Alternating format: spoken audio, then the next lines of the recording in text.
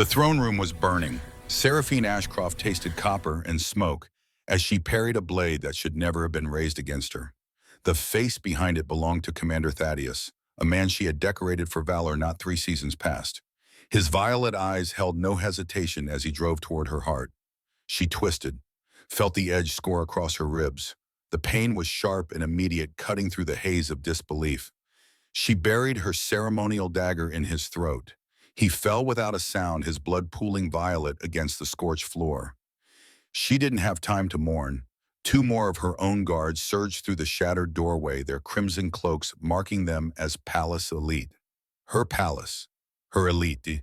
They moved with the synchronized precision she had personally demanded in their training. The realization crystallized with brutal clarity. She was going to die by standards she herself had set. The first one she killed with a desperate slash across his eyes. He screamed a sound that tore through the smoke-choked air. The second drove a short blade into her abdomen before she could recover. The pain was extraordinary, white-hot and absolute. She grabbed his wrist, felt bones grind beneath her grip, pulled him closer and crushed his windpipe with her forehead. He crumpled. Seraphine staggered back against her throne, her legs threatening to give out. The ancient seat had been carved from volcanic glass 1,000 years before her birth. Now it lay in pieces, shattered by the same explosives that had begun this nightmare. She slid down against the largest fragment, the glass cold against her back through torn armor. Pressing her palm against the wound in her stomach, she felt violet blood well between her fingers. Too fast, too much. More shouts echoed from the quarters, boots pounding against marble. More of her people coming to finish what these 3 had started. The smoke burned her lungs with each breath. She understood now. The Crimson Covenant. Her own military commanders. The ones who had argued for deploying the Planet Breaker 9 months ago, who had called her refusal weakness and cowardice. They hadn't accepted her surrender 3 months past. They had simply been waiting for the right moment. Footsteps, running closer. She raised her dagger with a hand that trembled, prepared to take at least one more traitor with her into the dark. The blade felt heavy, impossibly heavy, 287 years, 40 star systems under her rule, all of it ending here in fire and betrayal, killed by those she had trusted most. The figure that burst through the smate wasn't Zytherian. He was human. Average height, solid build, brown hair disheveled and matted with sweat and debris. A thick beard framed a jaw clenched tight with adrenaline. He held a plasma pistol in hands that were steady despite the chaos around them. His blue-gray eyes swept the room with tactical precision before landing on her. Commander Callahan Thorne, her jailer, her enemy, the architect of her empire's defeat, the ghost of Varys who had broken her fleets 3 years ago with strategies that defied conventional warfare, the man responsible for 6,000 Zytherian deaths. He crossed the distance between them in 4 strides, his boots crunching on broken glass. She tried to raise her blade, but her arm wasn't responding properly anymore. The muscles wouldn't obey. He knocked it aside with casual ease and knelt in front of her, his hands already assessing her wounds with the quick efficiency of a battlefield medic. "How many hostiles?" he asked, his voice rough from smoke. She laughed. It came out wet, bubbling. "All of them. They're all hostile. My own people did this. The Crimson Covenant." She coughed, violet flecking her lips. The metallic taste flooded her mouth. "I should have known. They never forgave me for ending the war." He was pulling at her armor, trying to get a clear look at the abdominal wound. His hands were rough, calloused from years of service, but surprisingly gentle. The contradiction made her want to hate him for it. "Stop," she whispered. He didn't stop. His fingers worked at the clasps, peeling back layers of ceremonial plating. Beneath her translucent skin, light pulsed in jagged waves. White-hot bioluminescence bleeding through what little control she had left. Terror made visible. Death approaching in measured increments. Human. She grabbed his wrist with what little strength remained. Her fingers left violet smears across his skin. "Just let me die." His hands stilled. Those blue-gray eyes met hers. She saw something in them that she didn't understand. Something that wasn't hatred or triumph or even pity. Something that looked almost like determination. "Not on my watch, Your Majesty," he said. "You don't—" She coughed, again harder. Pain lanced through her chest. You don't understand. A queen in enemy hands is leverage. A dead queen is a martyr. They want me dead because it's better for them. And you should want me dead because I don't care what I should want. He lifted her. The movement sent fresh agony through her abdomen, a white fire that consumed thought and breath and everything except the pain itself. She weighed nothing to him, which struck her as absurd. She was tall for her species, trained in combat since childhood, wearing half her weight in ceremonial armor. But he gathered her against his chest as though she were made of paper and starlight, one arm under her knees, the other supporting her back. Put me down. She meant it to be a command. It came out a plea. No, I am your enemy. You're bleeding out in my arms. That makes you my patient. He was moving now, carrying her toward a servant's corridor she doubted he should have known existed. His steps were quick, but careful, avoiding debris. The palace groaned around them, ancient stone succumbing to modern fire. Politics can wait until you're not dying, he said. She should fight him. Everything she had ever been taught, every protocol of Zetherian honor demanded that she die rather than accept salvation from the enemy who had conquered her. But her body wouldn't cooperate, and some traitorous part of her mind whispered that his arms felt safer than her own throne room had in decades. The smoke closed behind them like a curtain. The flames roared, consuming 2 centuries of history. And Seraphine, queen of the Zetherian dominion, allowed herself to be carried into the dark by the last person in the galaxy who should have wanted her to survive. The safe room was buried 3 levels beneath the palace, accessible only through passages that predated the current structure by centuries. Callahan followed her mumbled directions, half delirious as she was with blood loss and shock. She knew every turn, every hidden door, every security protocol in a palace she had walked for 200 years. Even dying, she navigated better than any map could guide. The quarters smelled of age and stone, untouched by the smoke above. Cool air replaced the heat of the burning throne room. He moved quickly, his breathing controlled despite carrying her weight. He laid her on the room's single cot, a Spartan thing designed for servants, not queens. Immediately began cutting away her armor. The crimson fabric beneath was soaked through darker purple, spreading across the fine weave like a stain that would never wash out. Hold still, he said, though she wasn't moving. Couldn't move anymore. You're ruining priceless ceremonial vestments. I'll buy you new ones.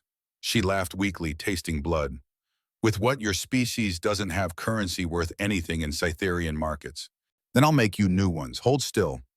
The wound was worse than he'd feared. The blade had gone deep, nicking what he assumed was her species' equivalent of a liver. Dark violet blood pulsed with each heartbeat, a steady rhythm counting down to nothing. He pulled his field kit from his belt. Standard human military issue, designed for human physiology. The acrid smell of antiseptic filled the small space, probably useless for whatever her biology required. This is going to hurt, he warned. Everything hurts. Be specific. He applied the coagulant foam. It hissed against her skin, chemical sharp in the recycled air. Her back arched off the cot. A sound escaped her throat. Not quite a scream, something more controlled than that, but unmistakably agony. Her hands fisted in the thin mattress hard enough to tear the fabric. Beneath her skin, bioluminescence pulsed in waves, white-hot brilliance that illuminated the entire safe room. Terror bleeding through control she could no longer maintain. The light flickered and surged with each ragged breath, each spike of pain painting the ancient stone walls in shades of incandescent fear. When she could breathe again, her violet eyes fixed on him with something that might have been hatred or might have been grudging respect. Her chest heaved each breath, shallow and pained. Human battlefield medicine, she gasped. Primitive. He was already reaching for the cellular regenerator, adjusting its settings for what he hoped was a compatible frequency. The device hummed in his hands, warm against his palm. Your internal structure is similar enough to ours that this should work, he said. Emphasis on should. If it kills me, you'll have saved the Covenant the trouble. If it kills you, I'll have failed. He pressed the device against her wound, feeling the subtle vibration as it activated. I don't fail. And the regenerator hummed against her skin, a sound that reminded her of the palace generators deep below ground. She felt the strange itching sensation of accelerated healing tissue knitting itself back together at unnatural speed. Her people had superior technology had before the war, But this crude human device was doing something her own medics would have spent hours achieving. She watched him work. His focus was absolute attention on her wound rather than her face. Movements economical and precise. Sweat beaded on his forehead despite the cool air. The scent of him was strange. Salt and smoke, and something uniquely human. This was the man who had broken her fleets at Varus Secundus 3 years ago, who had anticipated her every stratagem, countered her every gambit, turned her own tactics against her with an adaptability that her generals had called unnatural. She had studied him during the war, Commander Callahan Thorne, the human who thought sideways, unremarkable in appearance, unimpressive in physical capability by Zatharian standards. But his mind worked in ways her tacticians couldn't predict. He saw angles no one else considered exploited weaknesses that didn't seem like weaknesses until his forces were already through them. And in warfare, unpredictability was deadlier than any weapon. The Battle of Krell Station. He had sacrificed 3 destroyers to bait her dreadnought into a trap. The move made no sense by conventional tactics. The loss was too great, the gain too uncertain. Until it wasn't, and by then her flagship was disabled and surrounded. The siege of Theos III. He'd bombarded empty cities while sneaking ground forces through underground rivers. Her orbital defense had focused on the obvious threat on protecting infrastructure. His actual assault force was behind her lines before she realized the bombardment was theater. Varus Secundus. He deliberately exposed his command ship, let her believe she had him. Every instinct screamed it was too perfect, too obvious. She'd taken the shot anyway because the opportunity was too good to pass up. Because sometimes the obvious move was the right move. It had been a decoy, a drone ship running on automated systems. His real fleet hit from 3 vectors simultaneously. 6,000 casualties before she could retreat. The worst defeat of her military career. She'd hated him for that, for the waste, for the brilliance, for making her feel foolish when she'd never been foolish in her life.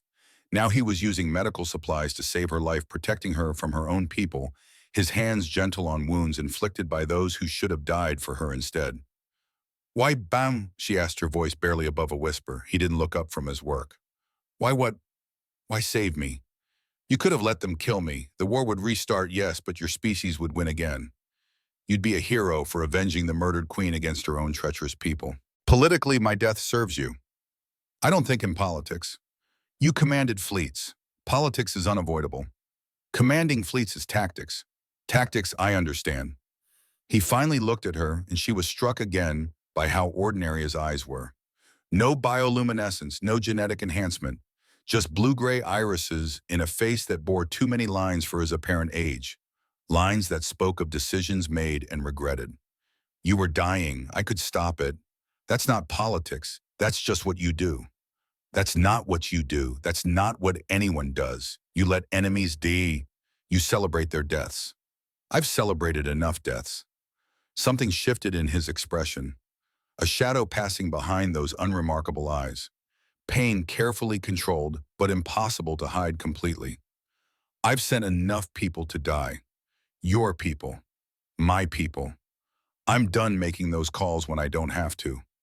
She didn't know what to say to that. The words hung between them, heavy with meaning she was only beginning to understand. He finished with the regenerator and set it aside. The humming stopped, leaving only the sound of their breathing in the confined space. "You'll need rest," he said. "Real medical attention when we can get it. But you're not going to bleed out in the next hour. And then what your command will arrive. I'll be taken back into custody, and the Covenant will simply try again. My command is 12 hours away, and I'm not sure they're coming at all." She processed that, her tactical mind cutting through the pain. "You believe the attack was coordinated. Someone leaked information.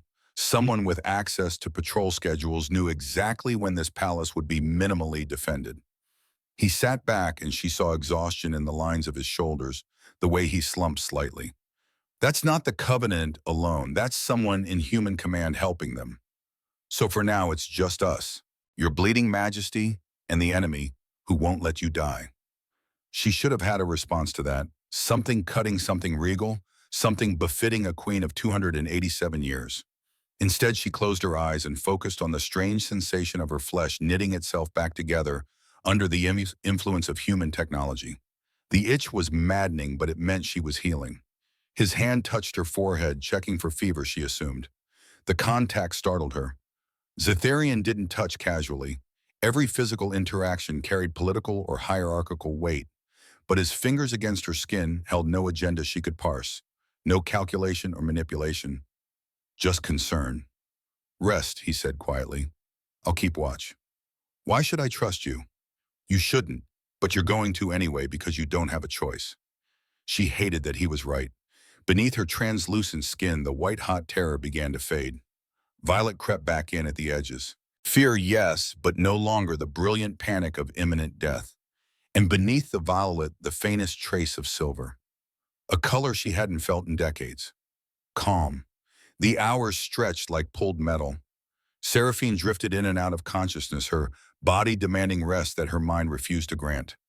Every time she closed her eyes, she saw Thaddeus's face. The absence of hesitation. The perfect calm of a man following orders he believed in. Righteous orders in his mind. Orders that made him a hero to the Covenant.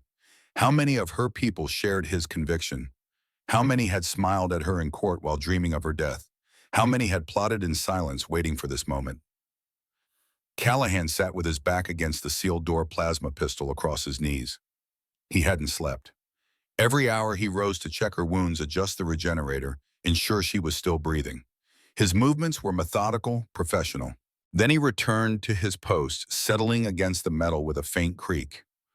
You'll be useless if we're attacked, she said during one of his checks. Her voice was stronger now, less thready. Humans require sleep. So does Itharian. I am sleeping. You're brooding with your eyes closed. Different thing. He pressed his palm against her forehead, again that casual touch that still unsettled her. Fever's down, that's good. Your bedside manner lacks finesse. I'm a soldier, not a physician. He checked the wound itself, prodding gently at the edges. The tissue was pink and new, still tender.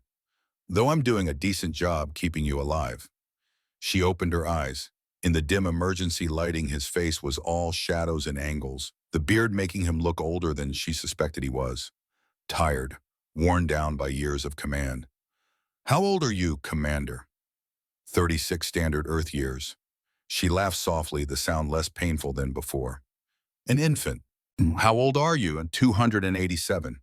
She shifted, trying to find a position that didn't pull at her healing wound. The mattress creaked beneath her. Though the last 2 centuries have felt longer than the first 80, the crown, she paused, considering. It's a weight that compounds, each year heavier than the last, each decision building on all the ones before until you forget what it feels like to be anything, except the person wearing it. He was quiet for a moment. Sounds lonely. The observation was so simple, so plainly stated that it caught her off guard. Her advisors spoke of burden, of legacy, of the weight of rule. No one had ever reduced it to loneliness. No one had seen past the crown to the woman beneath. Cytherian queens are not permitted loneliness. She said the words automatic, 2 centuries of training. We have courts, consorts, councils. Every moment is filled with people. That's not what I meant. She looked at him, really looked as she hadn't allowed herself to before. Her enemy, her conqueror, a man young enough to be her great-great-grandchild by her species' reckoning. He sat in the dark, protecting her from her own people, and he saw through her royal deflections as though they were glass. Yes, she admitted, it is lonely. He nodded, unsurprised. Command usually is. You speak from experience. I've sent good people to D, thousands of them. The decisions were mine, the responsibility was mine, and no amount of staff or advisors made that weight any lighter. He turned his pistol over in his hands, a habit she recognized. The need to do something with your body while your mind dealt with unbearable things. After Varus Secundus, I stopped sleeping for 3 weeks. Kept seeing their faces. My people and yours. She hadn't expected that. The admission hung between them, vulnerable and raw. The Battle of Varus Secundus had been his greatest triumph. The engagement that broke the back of her fleet.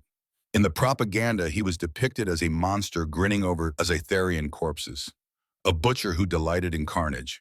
In person, he looked like a man who had carried too much for too long, who bore the weight of every life lost under his command. Why did you keep fighting, she asked, if the cost was so high? Because stopping wasn't an option. I was given orders. You know how it is. They put you in command, and suddenly you're responsible for everyone who follows you. You can't break. You can't quit. You just keep going because the alternative is abandoning the people who depend on you.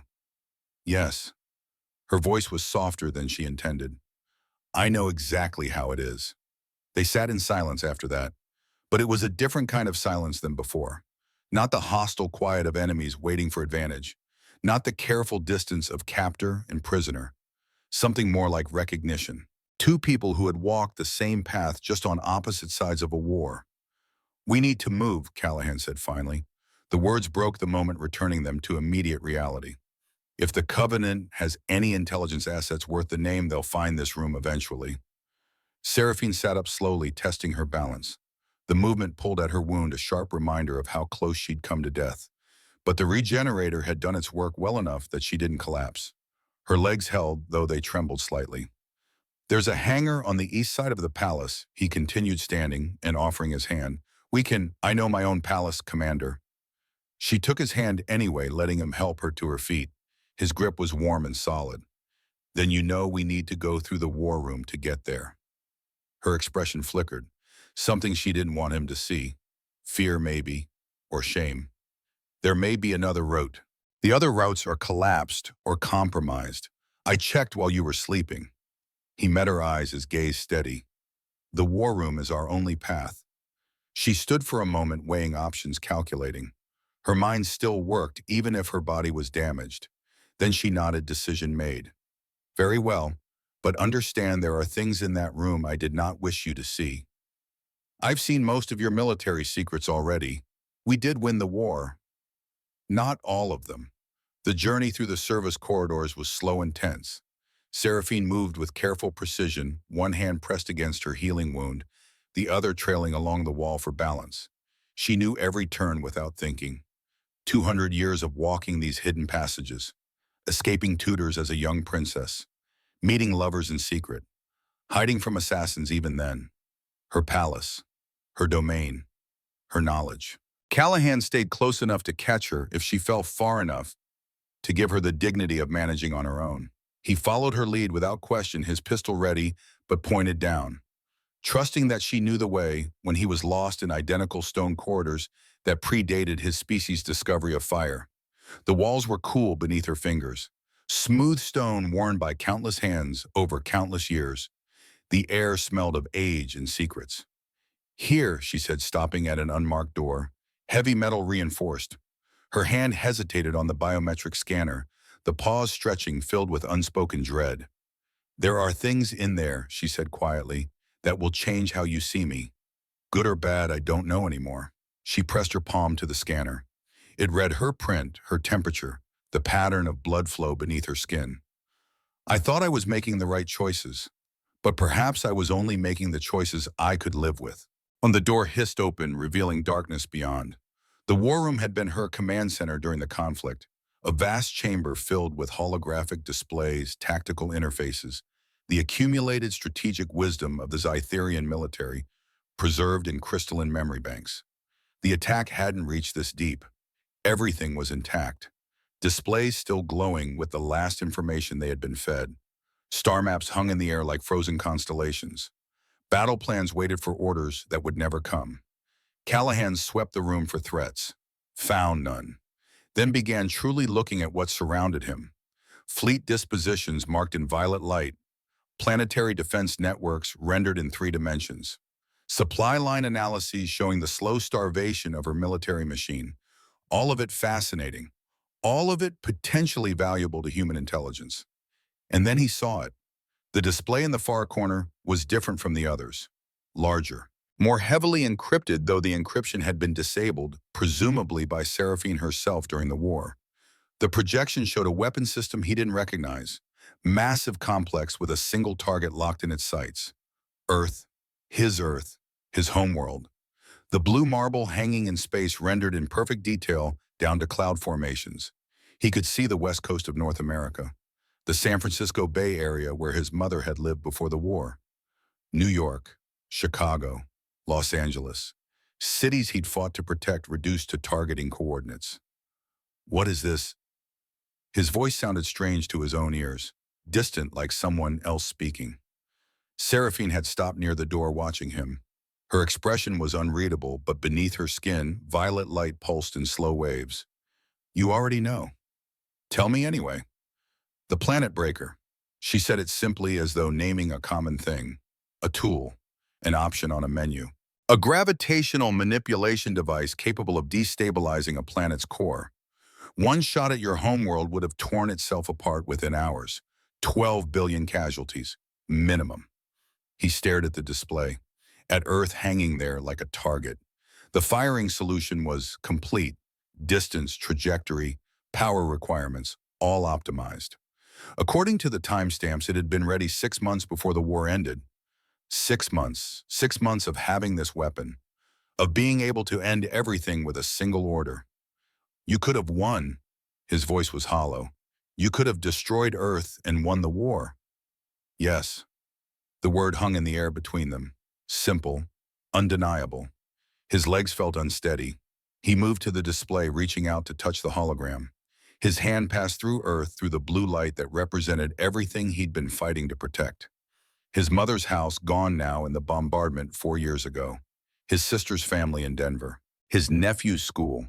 The park where he'd learned to throw a baseball. All of it within her power to destroy. All of it hanging by the thread of her decision. Why didn't you?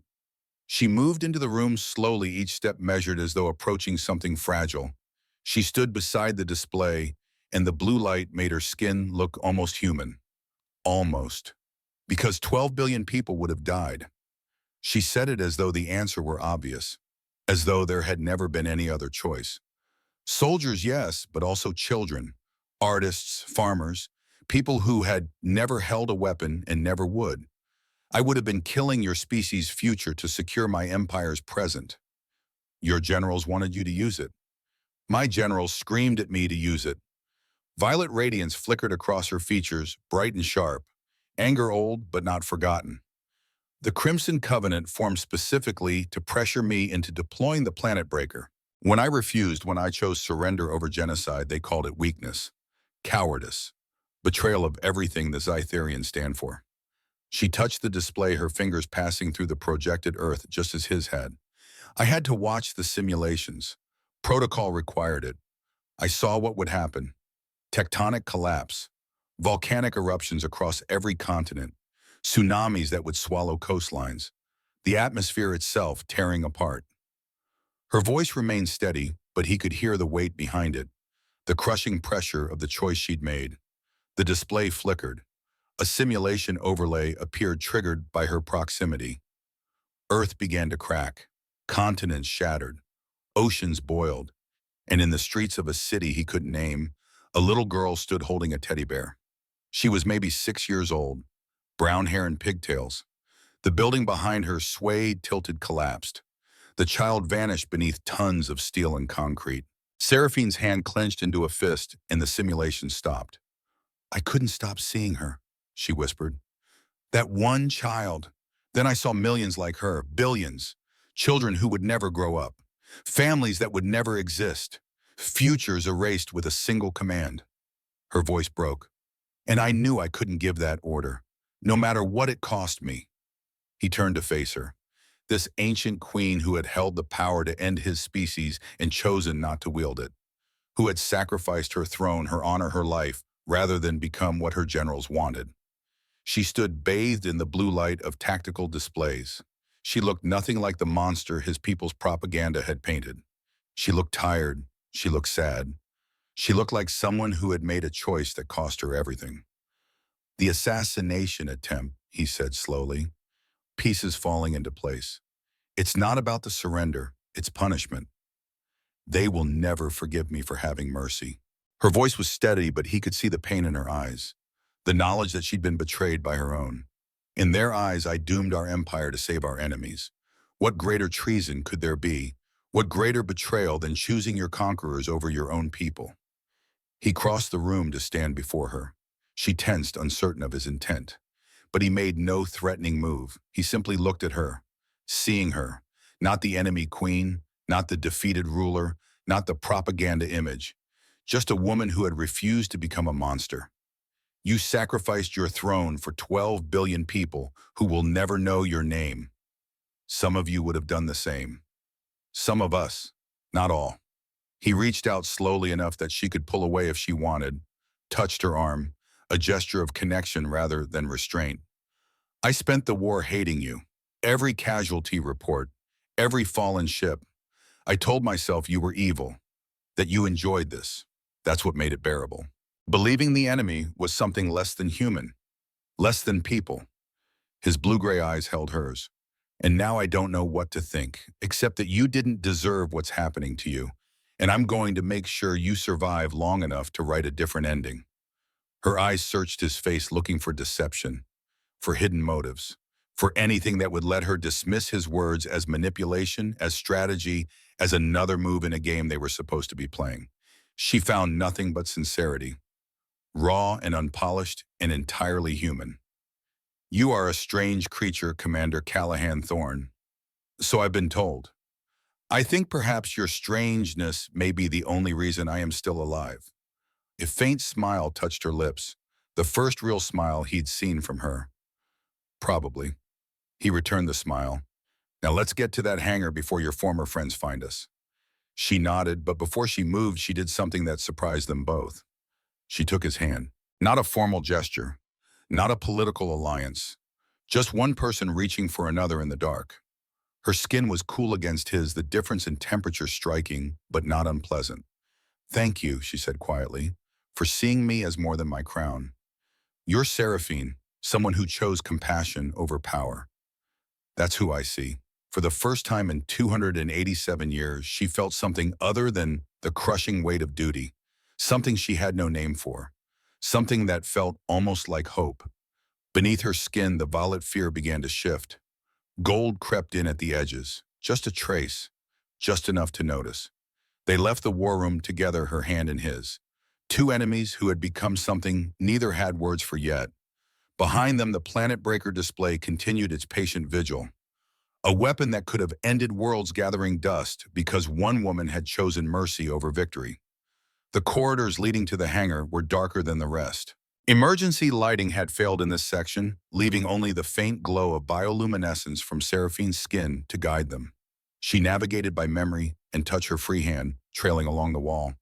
Callahan stayed close, his eyes adjusting to the darkness, trusting her to lead them through passages he couldn't see. The air here tasted stale, recycled through failing systems. Somewhere in the distance, metal groaned, the palace settling or the fire spreading. How much farther? He asked, his voice low. 2 more turns, then the hangar access. She paused, listening. Do you hear that? He strained his ears, caught the faint sound of voices, distant but getting closer. Covenant. Likely they'll have mapped every approach by now. She pulled him into a side alcove, pressing against the wall. In the darkness, he could feel the coolness of her body radiating against his warmth, smell the faint scent of her blood violet, and strange and entirely alien. We wait, she whispered. Let them pass. They stood in silence, breathing carefully. The voices grew closer. 3, maybe 4 soldiers speaking in clipped Scytherian military dialect. No sign on level 3. Keep searching. The human was seen carrying something. If she's alive, the Covenant wants her dead before... The voices faded as the patrol moved past their alcove. Seraphine waited a full minute before moving, counting heartbeats. Then she led them forward again. The hangar access was exactly where she said it would be. A heavy door marked with royal insignia. She placed her palm on the scanner, hoping the system still recognized her authority. It did. The door slid open, revealing the vast space beyond. The hangar held a single ship, a Gaetherian courier vessel, sleek and fast, all flowing lines and adaptive hull plating designed for royal messengers who needed to outrun anything that pursued them. Seraphine had used it exactly twice in 200 years, both times fleeing palace intrigue that had gotten too dangerous. Now it would carry her away from her home world, perhaps forever. She keyed in her personal override codes with fingers that trembled only slightly. The ship hummed to life around them, systems responding to her voice, her biometrics, her authority, even if that authority meant nothing anymore beyond these walls. This will get us to the demilitarized zone, she said, her hands moving across the controls with the muscle memory of 2 centuries. Beyond that, I make no promises. The zone is lawless. No human or Jatherian authority. She gestured at the smoke still rising from the palace visible through the hangar's viewport. The sky beyond was a bruised purple stained with ash and burning, which is precisely why it's safe. Neither side can touch us there without starting a new war. And after this, I don't believe either side wants that. Callahan took the co-pilot seat, familiarizing himself with the alien controls. The interface was elegant, intuitive in ways human engineering wasn't. But the fundamental principles were the same. Thrust, navigation, life support, the universal constants of spaceflight. They worked in surprisingly easy tandem. Two commanders accustomed to high-pressure situations reading each other's movements without needing words. The hangar doors opened with a grinding sound, damaged mechanisms protesting. The sky beyond was chaos. Smoke, fire, the distant flash of weapons. Somewhere in that devastation, the Covenant was searching for her body.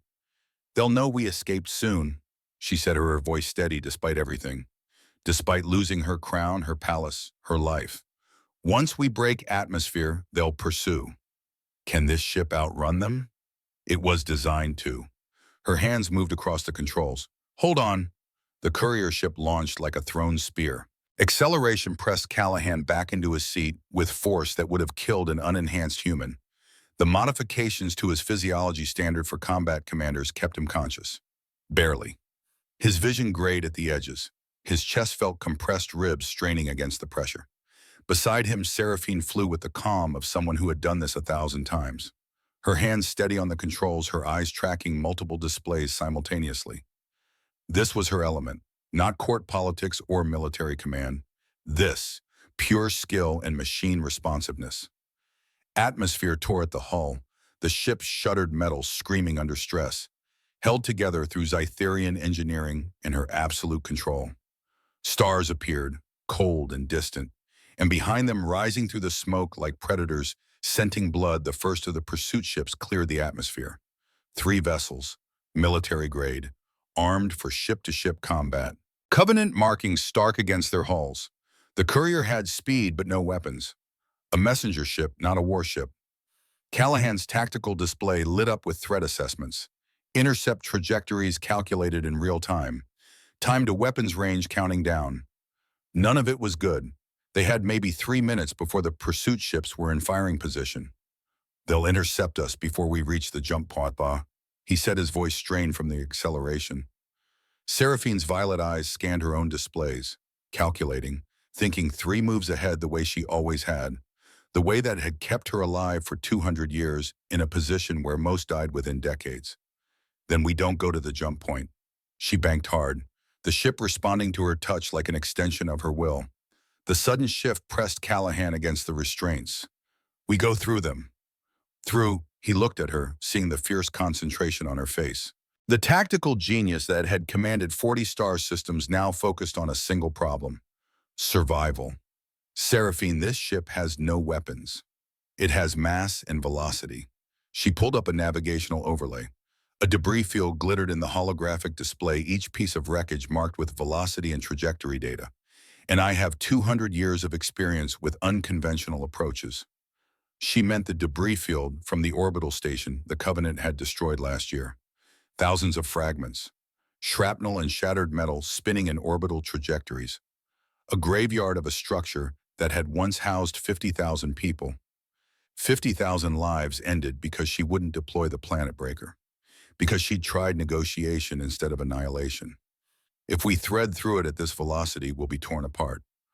Only if I make a mistake. She met his eyes. Beneath her skin, gold light pulsed, determination mixed with exhilaration. And this ship was designed for exactly this kind of flying, for threading impossible gaps, for surviving when it should be impossible. He saw it then, the calculation behind her eyes, the same mind that had commanded fleets, that had studied his tactics and adapted that, had held an empire together for 200 years through sheer force of will and intelligence. Trust me, she said, not a command, a request. He thought of the planet breaker, of 12 billion lives she could have taken with a single order, of the throne she'd sacrificed rather than become what her generals wanted, of her hand in his in the darkness. "I trust you." He strapped in tighter, checking every restraint. Behind them, the pursuit ships were closing fast, and ahead the debris field waited like the jaws of oblivion. The next 90 seconds were the most harrowing of Callahan's life. Seraphine flew with preternatural precision, threading gaps that shouldn't have existed, riding collision alerts like a surfer riding waves. The debris field was a three-dimensional maze of death, and she navigated it with her eyes half closed, trusting instruments and instinct honed over centuries. A fragment the size of a fist struck the hull. The impact reverberated through the ship like a bell. Warning lights flashed across the displays. She corrected, immediately dove under a spinning piece of station infrastructure, a massive beam that would have sheared them in half. The ship rolled, inverting completely. Callahan's stomach lurched, fighting the artificial gravity. She rolled them through a gap between two massive panels, missing each by centimeters. Another impact, harder this time. The ship shuddered, metal groaning. Something in the aft section gave way with a sharp crack. His displays showed hull integrity dropping, atmosphere venting from a cargo compartment. The pursuit ships had fallen back, unwilling to follow into the grinding chaos. But they were still dying by degrees. "Seraphine, I know." Her voice was ice calm, her hands steady on the controls. "No fear, only focus." 30 seconds. She banked vertical, or what passed for vertical, in zero gravity, and threaded the ship through a gap he couldn't see until they were already in it. Metal screamed against the shields, sparks visible through the viewport. The ship spun. His vision went white. Every system howled warnings. Then they were through. Clear space. The debris field behind them like a wall. The pursuit ships unable or unwilling to follow. Small shapes against the backdrop of Seraphine's dying homeworld. "Jump point," she said, her voice still steady, but he could hear the strain now. 20 seconds. Callahan looked at her. Really looked. Light rippled beneath translucent skin, violet bleeding to gold, fear transforming to triumph. Her hands trembled slightly now that the immediate danger had passed. This was who she was when no one was watching, when the crown was gone and only the woman remained. A pilot who could thread impossible paths, a strategist who could outthink her pursuers, a survivor who refused to quit even when quitting made sense. The jump drive engaged. Reality twisted around them, folded, unfolded, somewhere else entirely. The transition was violent, space bending in ways that made his inner ear scream. Then it stabilized. When it resolved, they were in a star system with no name, no government, no law, just coordinates on a chart.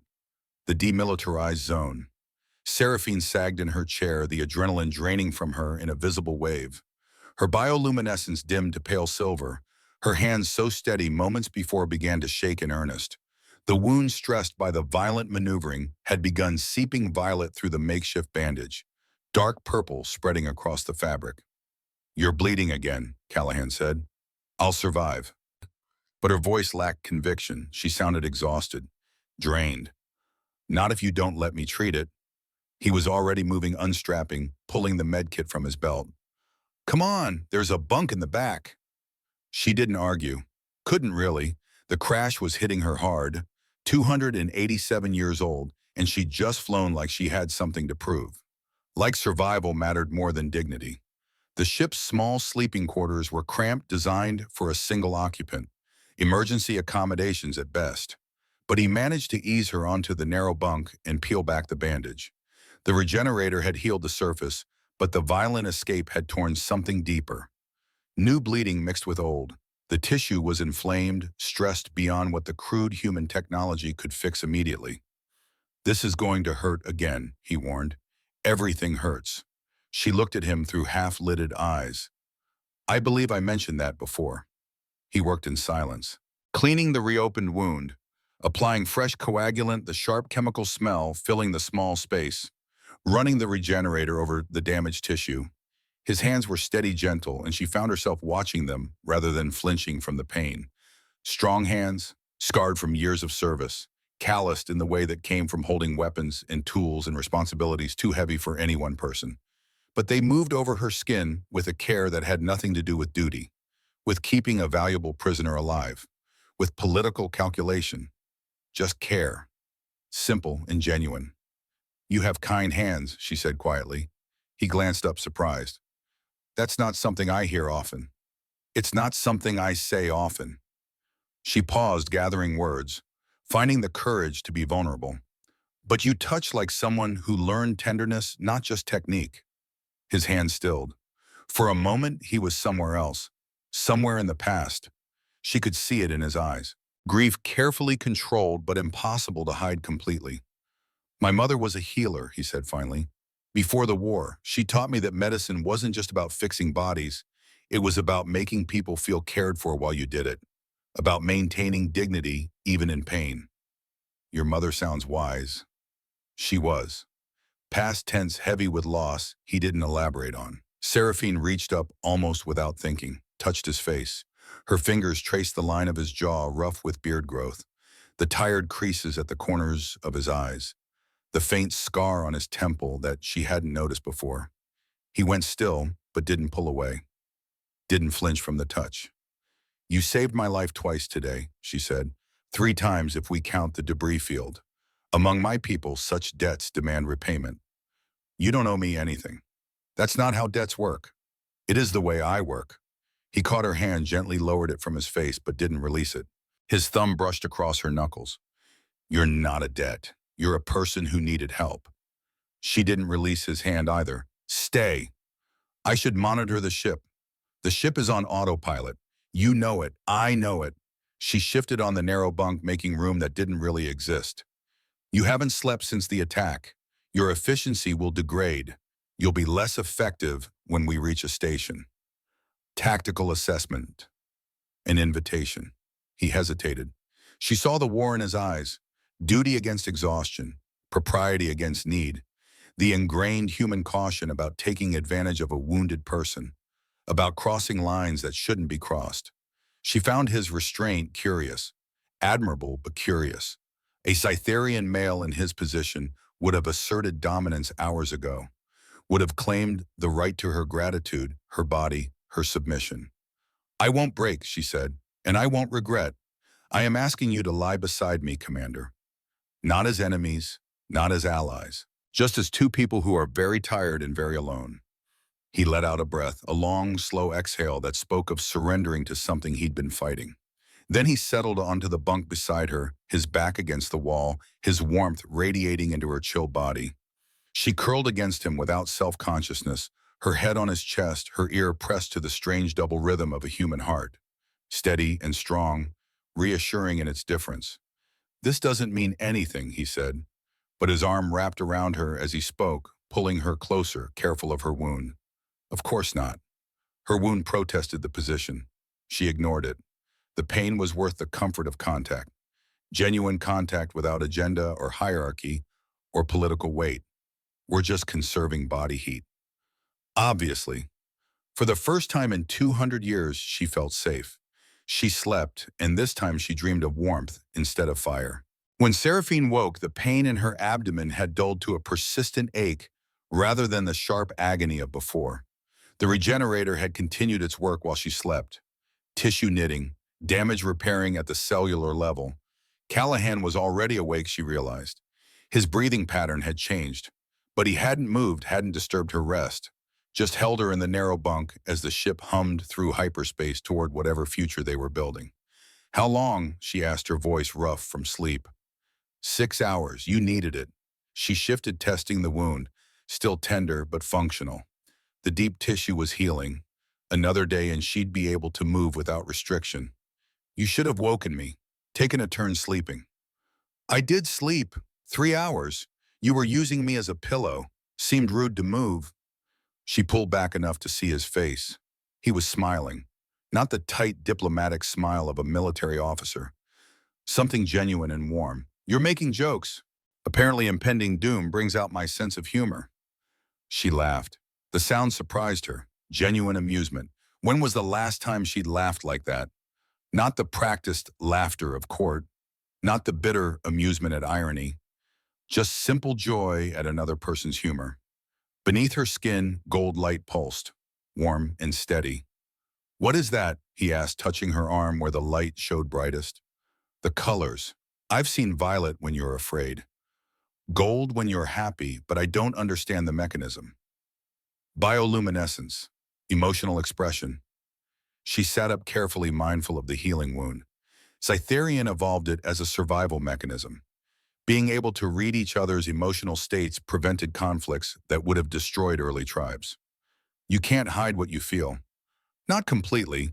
I can control the intensity, suppress it somewhat. But the colors bleed through eventually. 2 centuries of royal training gave me better control than most.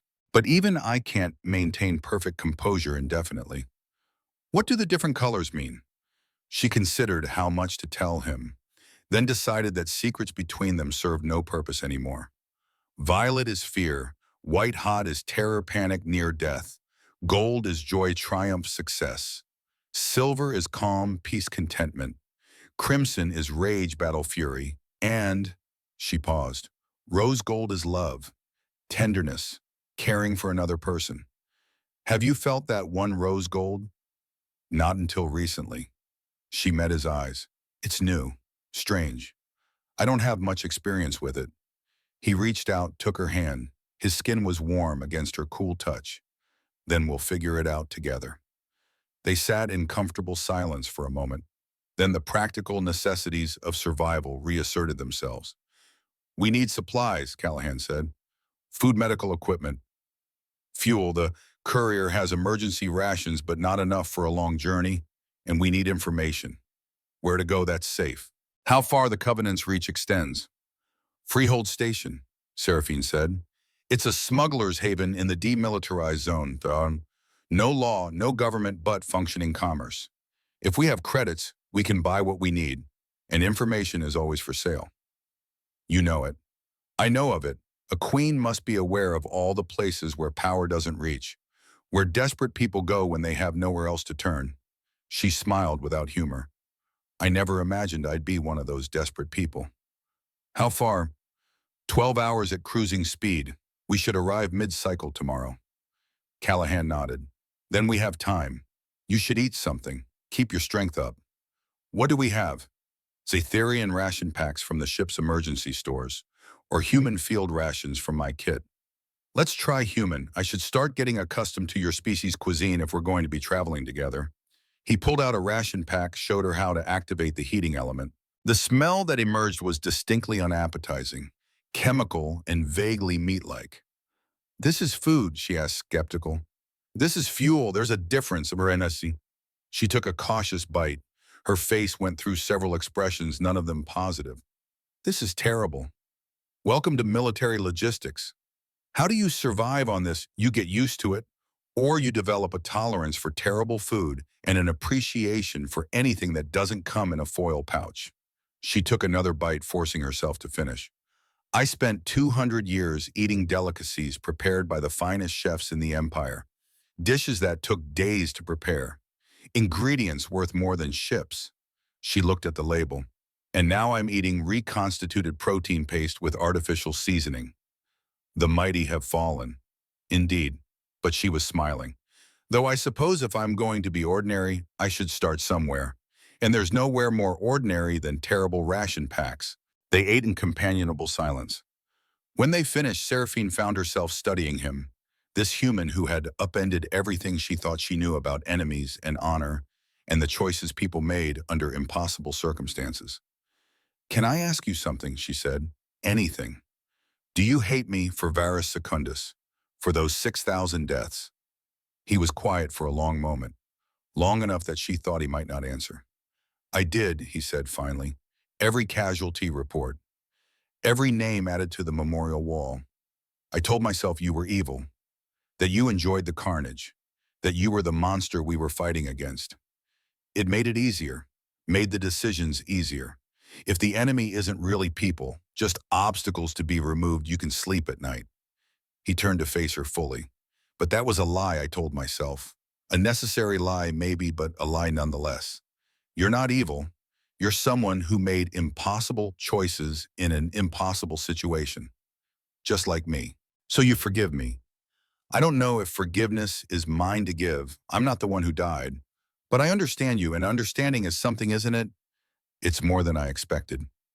She touched his face again, that gesture becoming familiar, comfortable. More than I deserve. You deserve peace. You deserve to live without looking over your shoulder. You deserve to be seen as more than your crown or your choices or the wars you fought. He covered her hand with his. You deserve to be happy, Seraphine.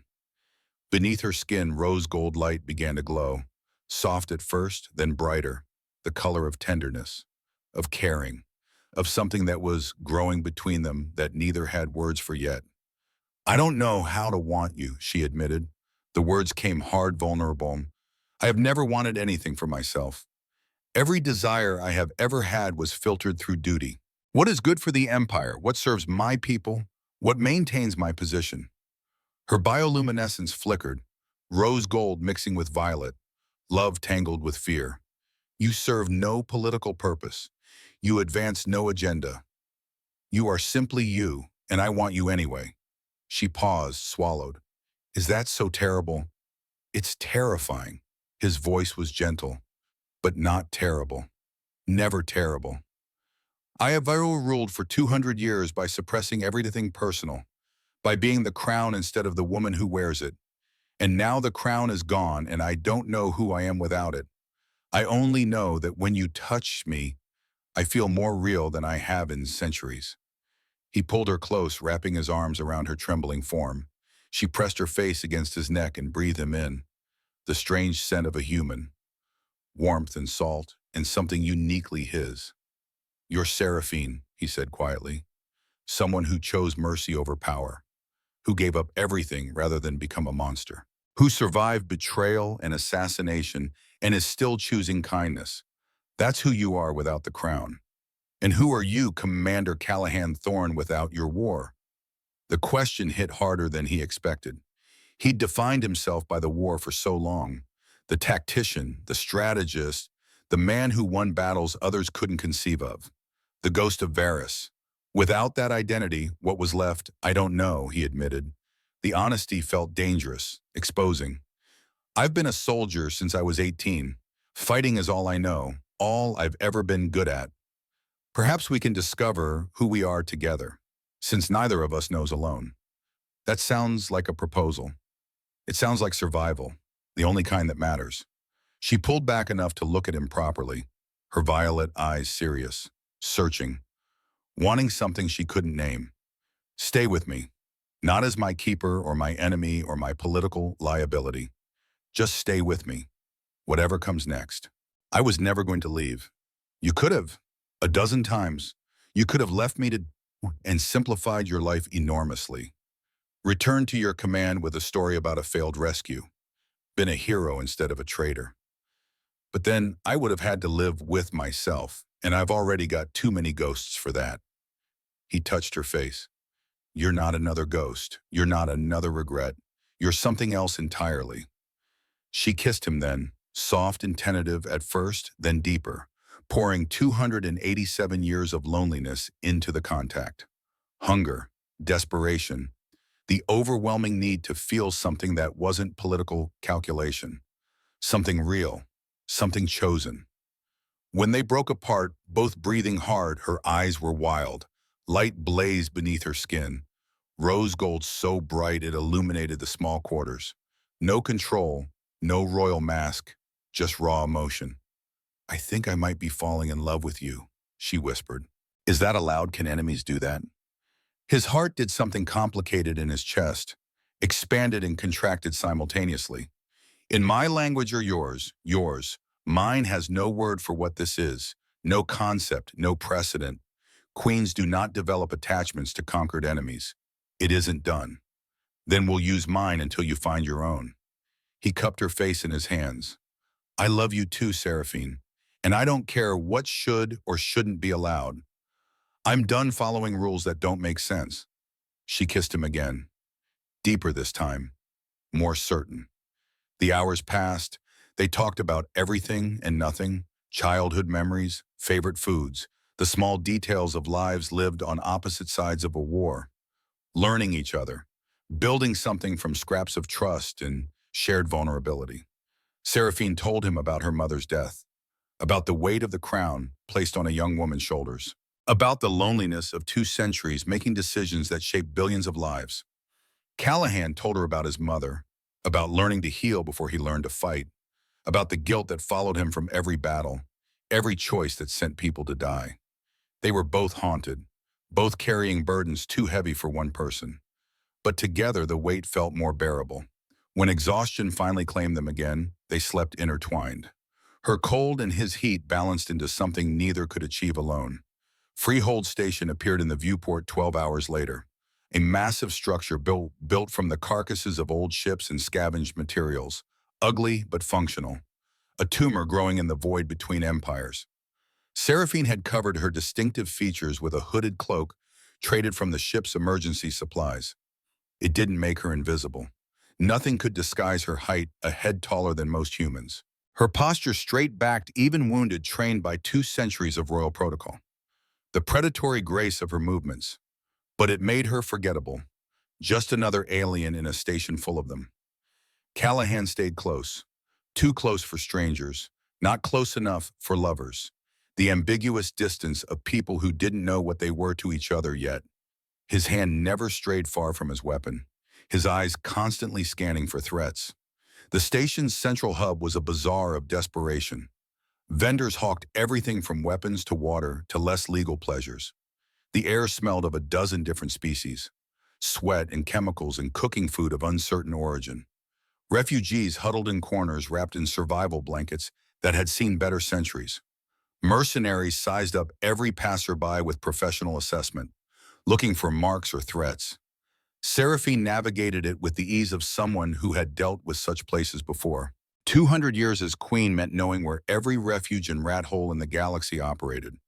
One never knew when such knowledge might prove useful. "We need information," Callahan said quietly, his voice barely audible over the crowd noise. "Safe passage through the zone, a destination where neither side can reach us. The information brokers operate out of the bar, 3rd level West Corridor." At his look, she added, "I was queen of 40 star systems.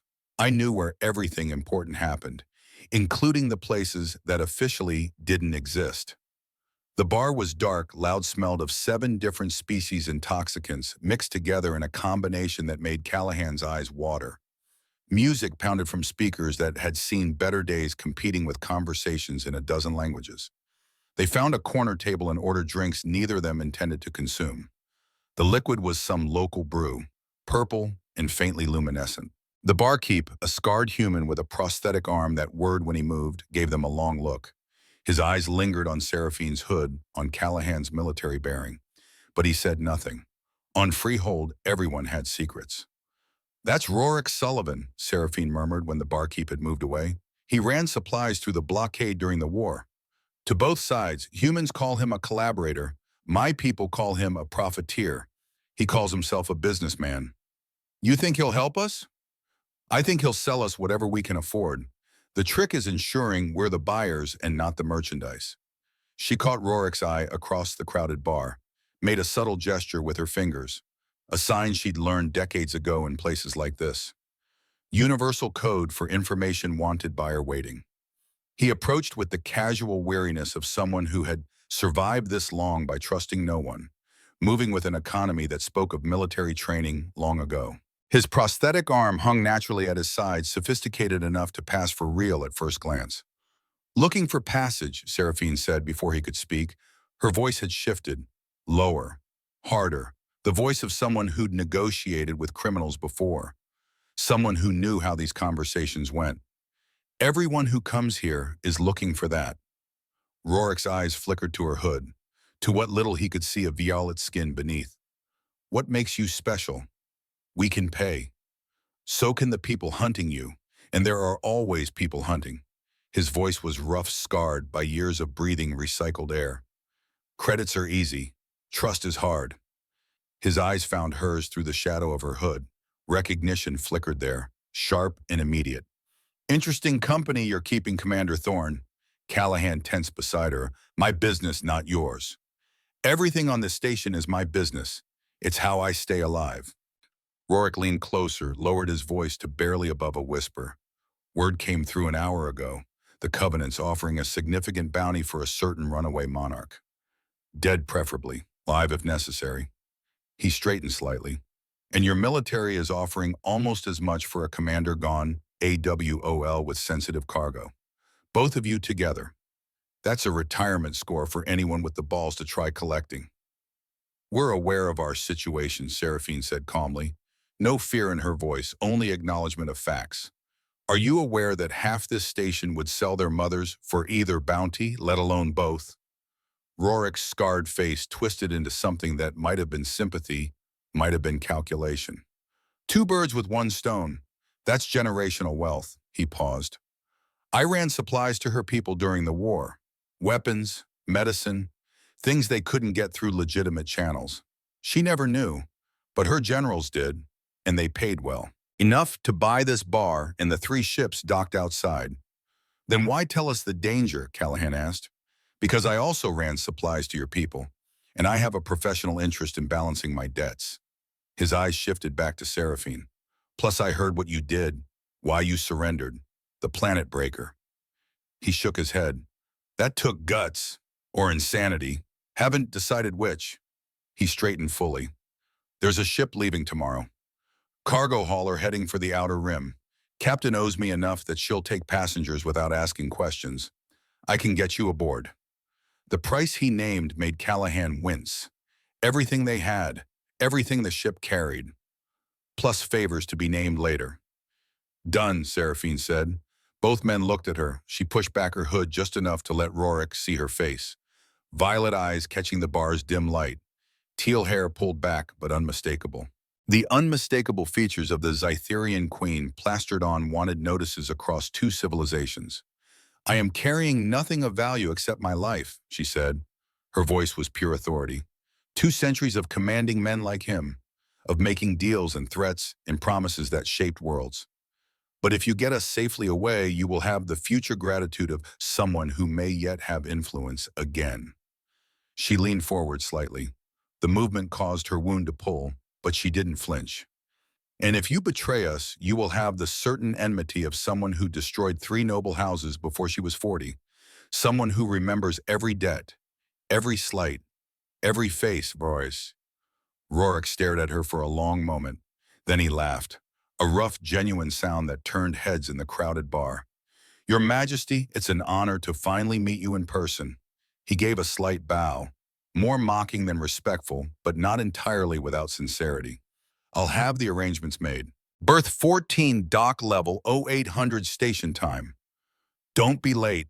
He disappeared into the crowd, lost among the press of bodies and smoke and noise. Callahan turned to her. You revealed yourself. He already knew. The hood was theater. For both of us. She pulled it back up, shadowing her features again.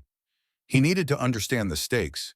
To know this wasn't just another smuggling job. And if he sells us out anyway, then we die. But I don't think he will. You're gambling on his self-interest. I'm gambling on human nature, which I've spent 200 years studying. She took a sip of the purple drink, grimaced at the taste. Besides, we don't have many options. Waiting here, we're targets. Moving, we have a chance. 24 hours to wait. 24 hours exposed in a station where half the population wanted them dead. They found rented quarters, barely larger than a closet. A mattress on the floor, thin walls that transmitted every sound from neighboring rooms. The smell of disinfectant in desperation. But it had a lock, and for now that was enough. Seraphine sealed the door behind them. The lock clicked final, isolating them from the chaos outside. We should rest, Callahan said. Take turns keeping watch. Or we could both rest. The door is reinforced. We'll hear anyone trying to break in. She moved closer to him, close enough that he could feel the cool radiation of her body against his heat. Zytherian ran colder than humans. The difference had been academic before. Now it was intimate. No one has protected me who wasn't paid or obligated to do so, she said quietly. You have no obligation. You have every reason to abandon me. Every tactical justification to trade me for amnesty. And yet, he echoed. She kissed him. It was not gentle. 287 years of duty and loneliness poured out of her in that kiss. Hunger, desperation. The overwhelming need to feel something that wasn't political calculation. Something real. Something chosen. He hesitated for one heartbeat, one moment of surprise. Then his hands were in her hair, pulling her closer, answering her hunger with his own. With need he'd been denying since the safe room, since the moment she'd taken his hand in the darkness. When they broke apart, both breathing hard, her eyes were wild. Light blazed beneath her skin, rose gold so bright it illuminated the small room. No control, no royal mask, just raw emotion. "I don't know what this is," she gasped. "Neither do I." His hands cupped her face, thumbs brushing over her cheekbones. "I should stop." "You should." But he didn't let go. She kissed him again. Harder, more certain. And in a rented closet on a smuggler's station at the edge of nowhere, a queen and a commander let themselves be human. Let themselves want. Let themselves have something that was theirs and no one else's. Afterward, they lay tangled on the narrow mattress. Her cool skin pressed against his warmth in a contrast that should have been uncomfortable and wasn't. The temperature difference creating a perfect equilibrium. Her head on his chest, his arms around her, the sound of their breathing filling the small space. "That was not what I expected," she said after a while, her voice soft, wondering. "What did you expect?" "I don't know. Conquest, perhaps. Dominance. That is how Zytharian expressed desire. Through claiming and being claimed, through establishing hierarchy even in intimacy." She traced patterns on his chest with her fingertip, feeling the difference in their skin, the warmth that radiated from him. "You were collaborative, mutual, as though my pleasure mattered as much as yours." "It did. It does. That's how it should be." She was quiet for a moment, processing. "My language has a word, vithkai. It means the merging of separate streams into a single river. Two waters that were apart flowing separately, meeting and becoming one. Stronger together than either was alone."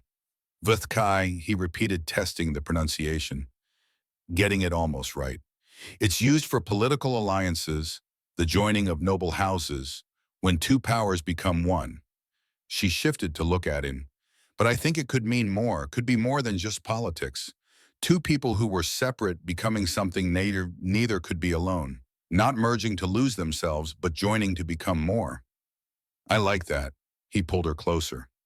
"Vithkai, it's better than any word I have. More complete, more accurate. You have love. Love is good, but Vethkai is ours, specific to us, to what we are." She smiled against his chest, pressed her ear to his heartbeat. That strange double rhythm that had become so familiar. "Yes," she agreed, "it is." They lay in comfortable silence. Outside the station hummed with life. Deals being made, fortunes won and lost, desperate people doing desperate things. But in their small, rented closet there was only peace. The attack came at market level 6 hours before their scheduled departure. Seraphine had been examining supplies at a vendor's stall. Callahan stood nearby talking with the vendor about passage routes through the outer rim. The crowd was thick, the noise level high, perfect cover for an ambush. Three humans who'd had too much to drink and too much time to think about the war. They recognized Callahan's face from wartime news coverage, from propaganda, from the grief that needed an outlet. Commander Thorne, the speaker, was a heavy-set man with burn scars on his neck. Old wounds poorly healed, his voice was thick with alcohol and rage. "The butcher of Varus Secundus. My brother died on the Resolute. Your strategy, your orders." Callahan stood slowly, hands visible, non-threatening. "I'm sorry for your loss." "Sorry." The man laughed bitterly. The sound was ugly, full of pain that had no outlet except rage. "You're sorry you killed 6,000 people with that maneuver, you piece of—" He swung, telegraphed, sloppy, but backed by the weight of genuine fury. Callahan moved not to hurt, just to neutralize. He caught the punch, redirected it, swept the man's legs, had him on the ground in 2 seconds. The other two charged. He disabled them with minimum force necessary. Pressure points, joint locks, nothing permanent. The fight was brief, brutal in its efficiency. Within 30 seconds, all three were on the ground, groaning alive. He was breathing hard when he turned back to Seraphine. A cut on his cheek where one of them had landed a lucky blow. Blood ran down his face, red against his skin. She stood by their table untouched, watching him with an expression he couldn't read. But beneath her hood, faint light pulsed. Rose gold mixed with something else. Something complicated. You could have killed them, she said. They were angry. They had reason to be. They attacked you. You had right of self-defense. Grief makes people do stupid things. Doesn't mean they deserve to die for it. They're not soldiers, just people in pain. She crossed to him, reached up to touch the cut on his cheek with gentle fingers. They came away with his blood. Red, not violet. The difference stark. You are unlike any warrior I have ever known, she said quietly. Most would have made examples, shown dominance, established hierarchy. What would that prove? He touched his cheek, checking the damage. That I can hurt people weaker than me, I already know that. Lived with that knowledge for 18 years. She wiped his blood on her cloak, took his hand, her skin cool against his. Come, she said. We should find somewhere private before station security arrives. They'll ask questions we can't answer. The rented quarters felt safer after the market incident. Smaller, more secure. Seraphine tended the cut on his face with supplies from their medical kit, her hands steady despite everything. Thank you, she said, for defending me in there. They weren't attacking you. You didn't know that when you moved. You acted on instinct, and your instinct was to protect me. She dabbed antiseptic on the cut. He winced. No one has done that, not without being paid, not without obligation. You're not an obligation. What am I then? He caught her hand, held it. You're Seraphine, someone I care about, someone I'm choosing to protect because I want to, not because of booty or orders or politics, just because. Rose gold light blazed beneath her skin, brighter than he'd seen before. She kissed him, gentle this time, tender. When she pulled back, tears tracked down her face, clear like his, her body adapting in small ways to this life, to this connection. I love you, she said, in his language because hers still had no word for it. I think I have for a while now, maybe since the war room, maybe since you refused to let me die. I don't know when it started, but I know it's real. I love you too. He wiped her tears with his thumbs, and we're going to figure this out, together, whatever comes next. They spent the remaining hours before departure preparing, checking supplies, planning routes, but mostly just being together, learning the small intimacies of shared space, how she liked her coffee, how he preferred to sleep on the left side of the bed, the small details that made a life. When the time came to board the cargo hauler, they were ready. The ship was called the Far Horizon, a battered cargo vessel that had seen better decades. Captain Mara Ashford was a weathered woman in her 50s, face lined by years of hauling freight through dangerous space. She had kind eyes and no questions. Rorik had paid her well enough that she didn't need to ask. Berth 3 passenger deck, she said, handing them keycards. Food's in the galley, help yourselves. We jump in an hour, destination. AR-774E, Seraphine said. Montana sector. Mara nodded. Farming colony, quiet. People mind their business. She looked at them both, really looked, seeing something she recognized. Good choice, the berth was small but clean. A real bed, not just a bunk. A viewport showing the void outside. Privacy. Seraphine stood at the viewport watching Freehold Station recede. Behind them their past grew smaller. Ahead, an uncertain future approached. Do you ever regret it? Callahan asked. He stood behind her, close enough to feel but not touching. Giving up the throne. Choosing this. No, she turned to face him. I spent 200 years carrying the weight of 40 star systems. Every decision filtered through what was best for billions. I never once asked what was best for me, what I wanted, who I might be without the duty. And now I'm discovering that I'm someone who prefers building to ruling. Someone who wants simple things, quiet mornings, shared meals, the freedom to choose my own path. She took his hands. Someone who loves you more than any crown or empire or legacy. What about your people, the ones you ruled? They've made their choice. They want to remember me as a traitor. That's their burden to carry. Not mine. Her voice was firm, certain. I chose mercy. I chose to save 12 billion lives. If that's treason, I'll wear the label proudly. No regrets, only one. She smiled. That I didn't meet you sooner. That we wasted years on opposite sides of a war. Everything else I'd choose again. Every time. The ship's engines hummed as they prepared for jump. Seraphine felt the familiar vibration through the deck plating, counting down to the moment when they'd leave this system behind.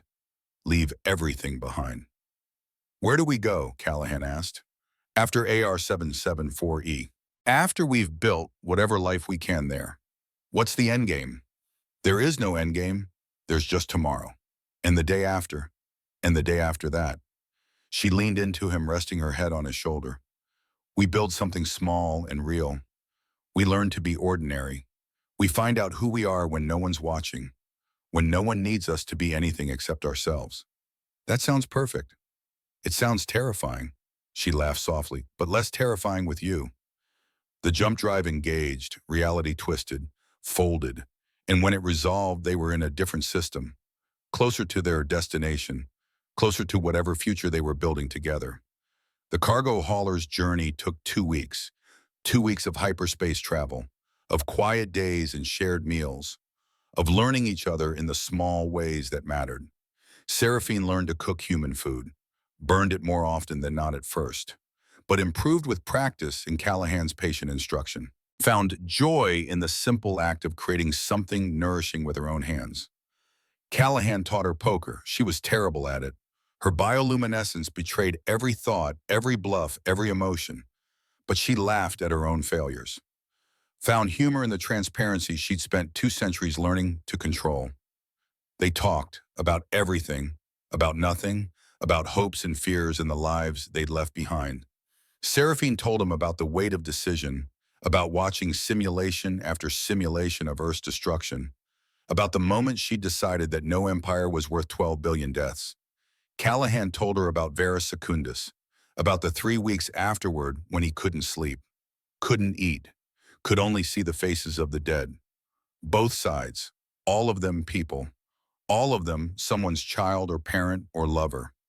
They found that their guilt matched, that their grief for the necessary horrors of war was the same, that understanding someone else carried the same burden made it somehow lighter. On the 12th day, a message arrived, encrypted with Cytherian High Council codes. Seraphine read it alone in their berth while Callahan was in the galley. The seal of the council appeared in holographic light, cold, official, final. By unanimous decree of the Cytherian High Council, Seraphine of House Ashcroft is hereby stripped of all titles, honors, and claims to the throne. Her name is to be removed from official histories. Her reign recorded as an aberration, a mistake to be corrected, an embarrassment to be forgotten. She is declared an enemy of the Cytherian people. Her mercy toward humans considered the highest treason. Any who aid her will face prosecution. Any who speak her name with honor will be censured. She has ceased to exist in the eyes of her people. Seraphine read it twice, then set the datapad down, returned to the small task she'd been working on, planting seeds in a portable growing container, practicing, preparing for the life she was building. She should have felt devastated. 2 centuries of service, of sacrifice, of carrying the weight of billions on her shoulders, erased, as though she had never existed, as though her choices meant nothing.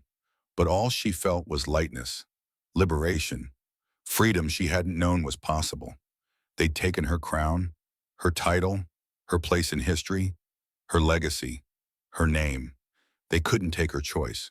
The choice that had saved 12 billion lives. The choice that had brought her here, to this small berth on a cargo ship, to this simple future she was building with someone who saw her, really saw her. When Callahan returned, he found her kneeling by the growing container. Hands in soil, silver and gold light pulsing beneath her skin, peace and joy intertwined. You got the message, he said. It wasn't a question. He could read her well enough now to know.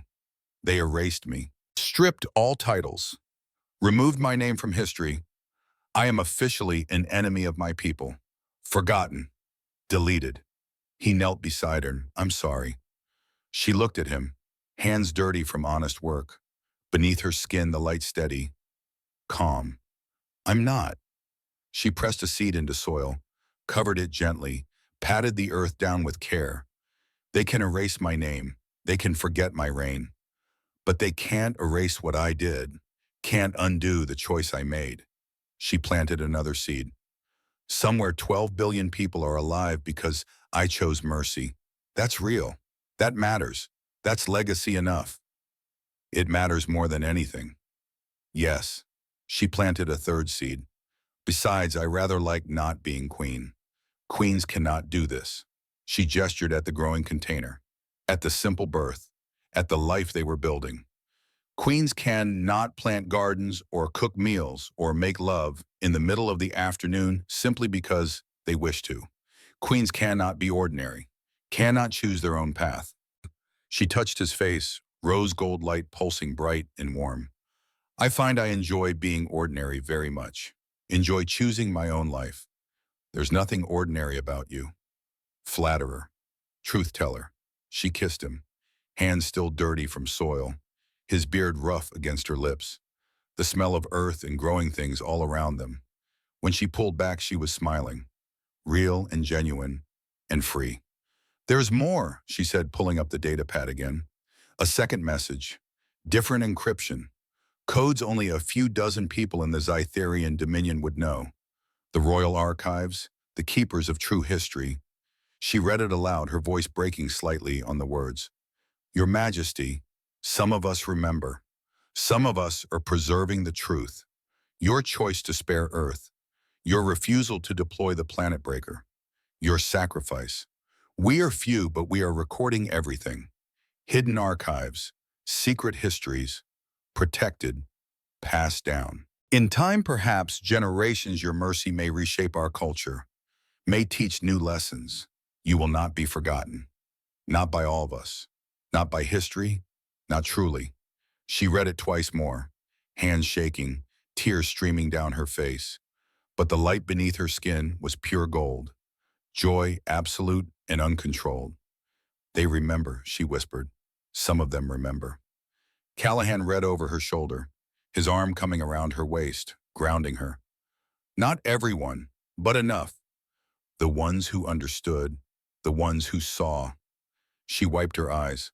The truth will survive, in whispers, in hidden records, in the consciences of those who know what I chose and why. Your legacy isn't gone, just waiting, growing slowly. Like seeds, she smiled through the tears, exactly like seeds. She saved the message, tucked it away securely, not to gloat, not to prove anything, just to remember on hard days that the choice had mattered, that someone had seen, that the truth, however hidden, survived. The cargo hauler's engines hummed steadily as they traveled through hyperspace. 2 weeks of journey, 2 weeks to process everything that had happened, everything they'd lost, everything they'd chosen. On the 14th day, Seraphine stood at the viewport, watching the light years slip past in patterns of distorted starlight, thinking about the future, about the small farming colony they were approaching, about the life they would build from nothing. Are you frightened? Callahan asked. He stood beside her, their reflections ghostly in the transparent steel. Terrified, she admitted. I've been a queen for 200 years. I don't know how to be anything else. Don't know if I can be. Then we'll learn together, make mistakes together, figure it out together. What if I'm terrible at being ordinary? Then you'll be terrible at it with me and we'll laugh about it and try again. She took his hand, intertwined their fingers. The gesture had become natural, comfortable. A physical manifestation of VTHKAI. Two streams merging. Tell me about this place we're going, AR774E. He pulled up the colony data on a portable display. Population 5,000, single continental mass, agricultural economy. They grow food for the mining colonies in the outer systems. Simple, quiet, far from any military interest. No government, town councils, volunteer administrators, people who need to escape complicated lives go there to build simple ones. People like us. Exactly like us. She studied the images, fields stretching to horizons, small, prefabricated structures, people working with their hands, building lives from soil and sweat and hope. It's perfect, she said. It's everything I never knew I wanted. We'll have to work, manual labor. There's no servants or staff. Good. I want to build something with my own hands. Want to see the direct result of my effort, not filtered through advisors and bureaucracy and political calculation. It won't be easy. Nothing worth having is easy. She turned to face him fully. I'm ready. Ready to stop being the queen. Ready to start being just Seraphine. Your Seraphine. My Seraphine. He smiled. I like the sound of that. When AR-774E appeared in the viewport pale blue against the black, Seraphine felt her chest tighten. Not with fear, with anticipation, with the strange excitement of beginning something entirely new. Captain Ashford set them down gently at the colony's small spaceport, a handful of landing pads, a basic terminal, nothing fancy, nothing complicated. This is as far as I go, Mara said, standing at the airlock. Her weathered face held neither judgment nor curiosity, just the practiced neutrality of someone who understood that questions were dangerous. Good luck out there, both of you. Seraphine turned to her. Thank you for asking no questions, for not judging. Everyone's running from something. Mara's eyes were kind, understanding in a way that came from experience. I hope you find what you're looking for, what you deserve. They disembarked with everything they owned, which wasn't much.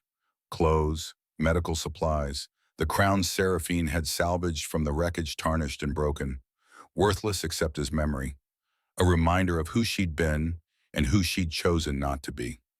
The air smelled different here, clean, with the faint scent of growing things, soil and plants, and the particular freshness of a world with functional ecosystems. Seraphine breathed it in, let it fill her lungs, replaced the recycled air of ships and stations with something real, something alive. It's beautiful, she whispered. And together, hand in hand, they walked toward their new life, toward ordinary, toward peace, toward whatever future they would build from hope and choice and love.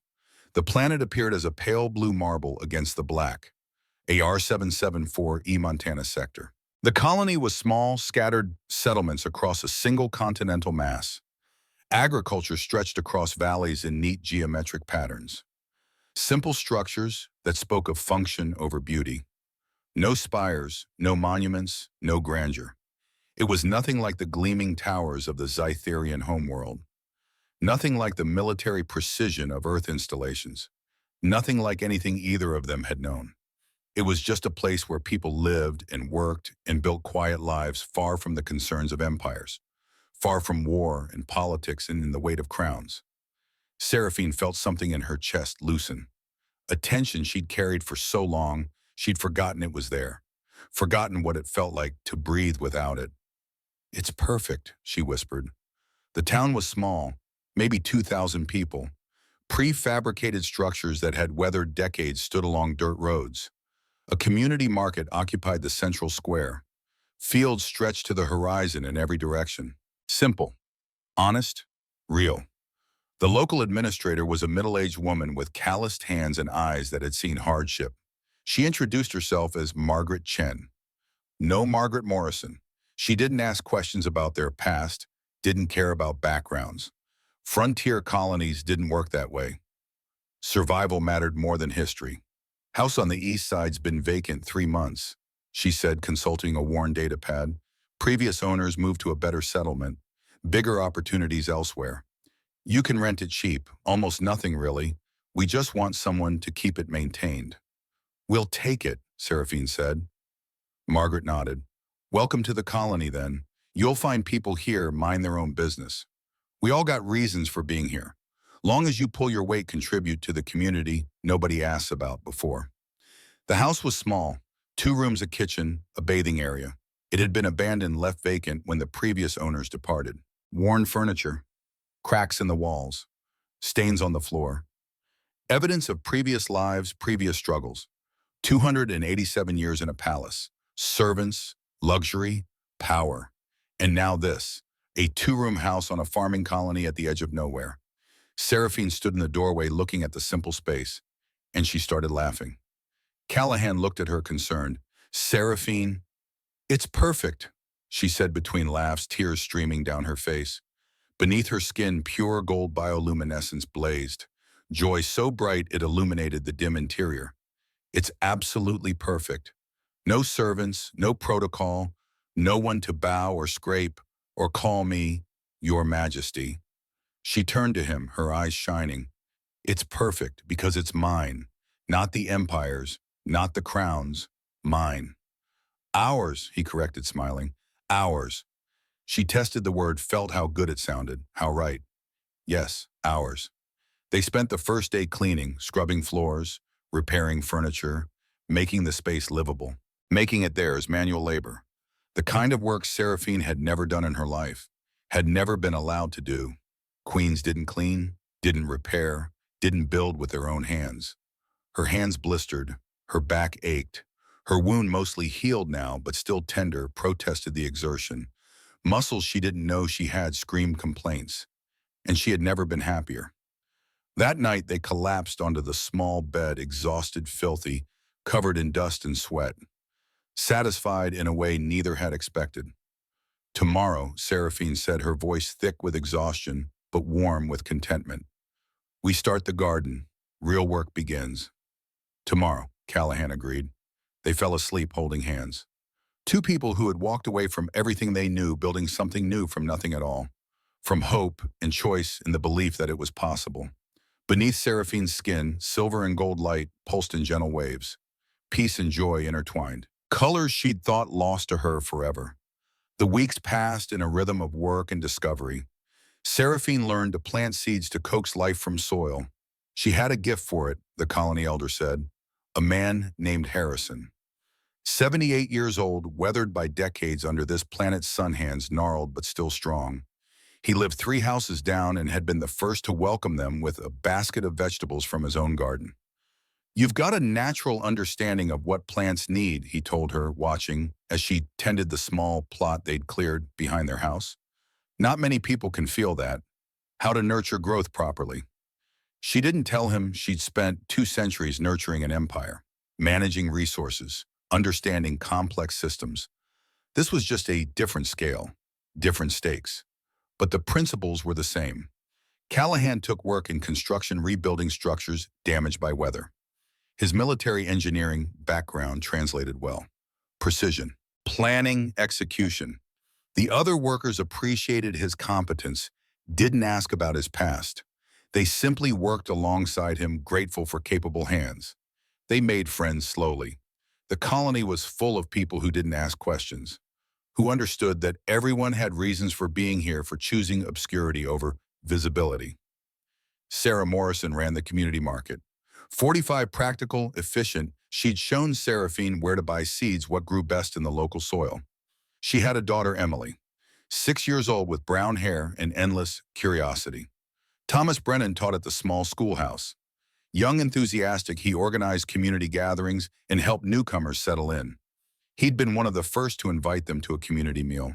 They were just people, living simple lives, building something small and real in theirs. At night, Seraphine and Callahan returned to their small house, to the garden that was beginning to thrive. Zytherian flowers blooming beside earth vegetables, alien and familiar, growing together in soil that belonged to neither world, creating something new, something unique. On the small shelf in their main room, 2 items sat side by side. Her crown, tarnished, broken, worthless except as memory. His medals and ribbons, faded meaning gone, just metal and cloth, relics of who they'd been, reminders of who they'd chosen not to become. 3 months after their arrival, Seraphine stood in their garden at dawn. The Zytherian flowers glowed softly in the pre-dawn darkness, bioluminescent petals responding to her proximity. Earth tomatoes grew heavy on their vines. Lettuce spread in neat rows. Carrots pushed up through the soil. She knelt, hands in the dirt, and felt something she couldn't name. Wholeness, maybe. Completion. Her body had changed. Muscles had developed where soft, courtly flesh had been. Calluses roughened her palms. Her posture, trained for 2 centuries to royal perfection, had relaxed into something more natural. More human, ironically. She laughed at herself sometimes. A queen learning to be ordinary. But ordinary felt extraordinary when you'd never been allowed to experience it. "You're up early," Callahan's voice came from the doorway. He held 2 cups of coffee steam rising in the cool morning air. He'd learned to make it the way she liked it. Strong, bitter, no sweetness. A taste she'd acquired in the months here. Couldn't sleep, she said, accepting the cup. Too much joy, I think. It keeps me awake. He sat beside her in the dirt, unconcerned about his clothes. That was new, too. The commander who'd worn his uniform with military precision now wore work clothes stained with paint and soil. Emily Morrison asked about you yesterday, he said. Wants to know if you'll teach her about the glowing flowers. Emily, she's sweet. Seraphine paused, then continued quietly. There was a little girl in the simulation. The Planet Breaker simulation. Brown hair holding a teddy bear. The building fell on her. Callahan's hand found hers, warm against her cool skin. Emily looks like her, Seraphine whispered. Same age, same hair. And she's alive because I chose differently. You saved billions of Emilys. Yes, gold light pulsed beneath her skin. And now I get to watch this one grow, get to teach her about flowers that glow in the dark, get to be part of her ordinary, beautiful life. They sat in silence, watching the sun rise over fields that stretched to the horizon. The sky turned from purple to pink to gold. A new day on a world that had never known war, that had never heard of queens or empires or weapons that could crack planets open like eggs. I received a message yesterday, Callahan said after a while. Encrypted, from someone in Earth Command. Seraphine tensed. They found us. No, the message was an apology and a warning. He pulled out a small data pad keyed in a code. The person who leaked our location to the Covenant at Freehold. They were found, court-martialed. The operation was unauthorized. So you could go back. Theoretically, he set the pad aside. They're offering amnesty, full reinstatement. The official story is that I was on a classified mission to extract valuable intelligence. You. They want to debrief me. They want to debrief you, understand Zytherian technology, military capabilities, political structures. He turned to face her. I told them no. Callahan, I told them you're retired, that you've given enough, that humanity survived because of choices you made, and we owe you peace, not interrogation.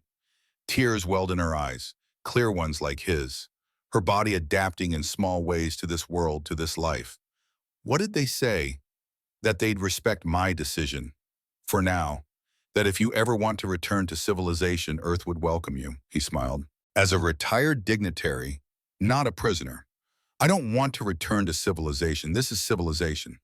She gestured at the garden, at the simple house, at the life they'd built.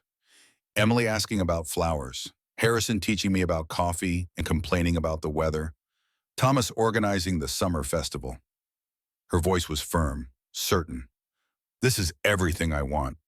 Good, because I'm not going anywhere either. She kissed him then, soft and slow-tasting coffee and morning and the particular flavor of contentment. When they pulled apart, her bioluminescence was rose gold, the color of love still new, still discovering itself. Teach me something human today, she said. Like what? Something ordinary. Something I would never have learned as a queen. He thought for a moment, then grinned. How to make pancakes. She laughed, the sound bright and free. Pancakes. Yes, that sounds perfect. They went inside together, leaving the garden to grow in the morning sun. And for the first time in 287 years, Seraphine felt like she was exactly where she belonged. 6 months after their arrival on a market day, when the town square was crowded with farmers and families, violence came to find them.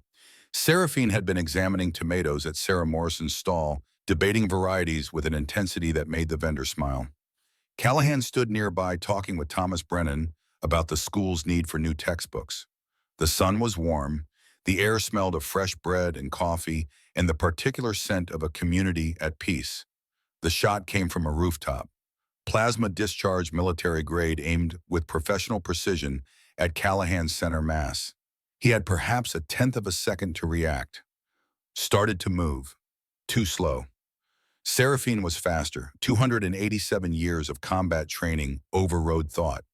She lunged, shoved him aside, felt the plasma burn score across his shoulder instead of through his heart.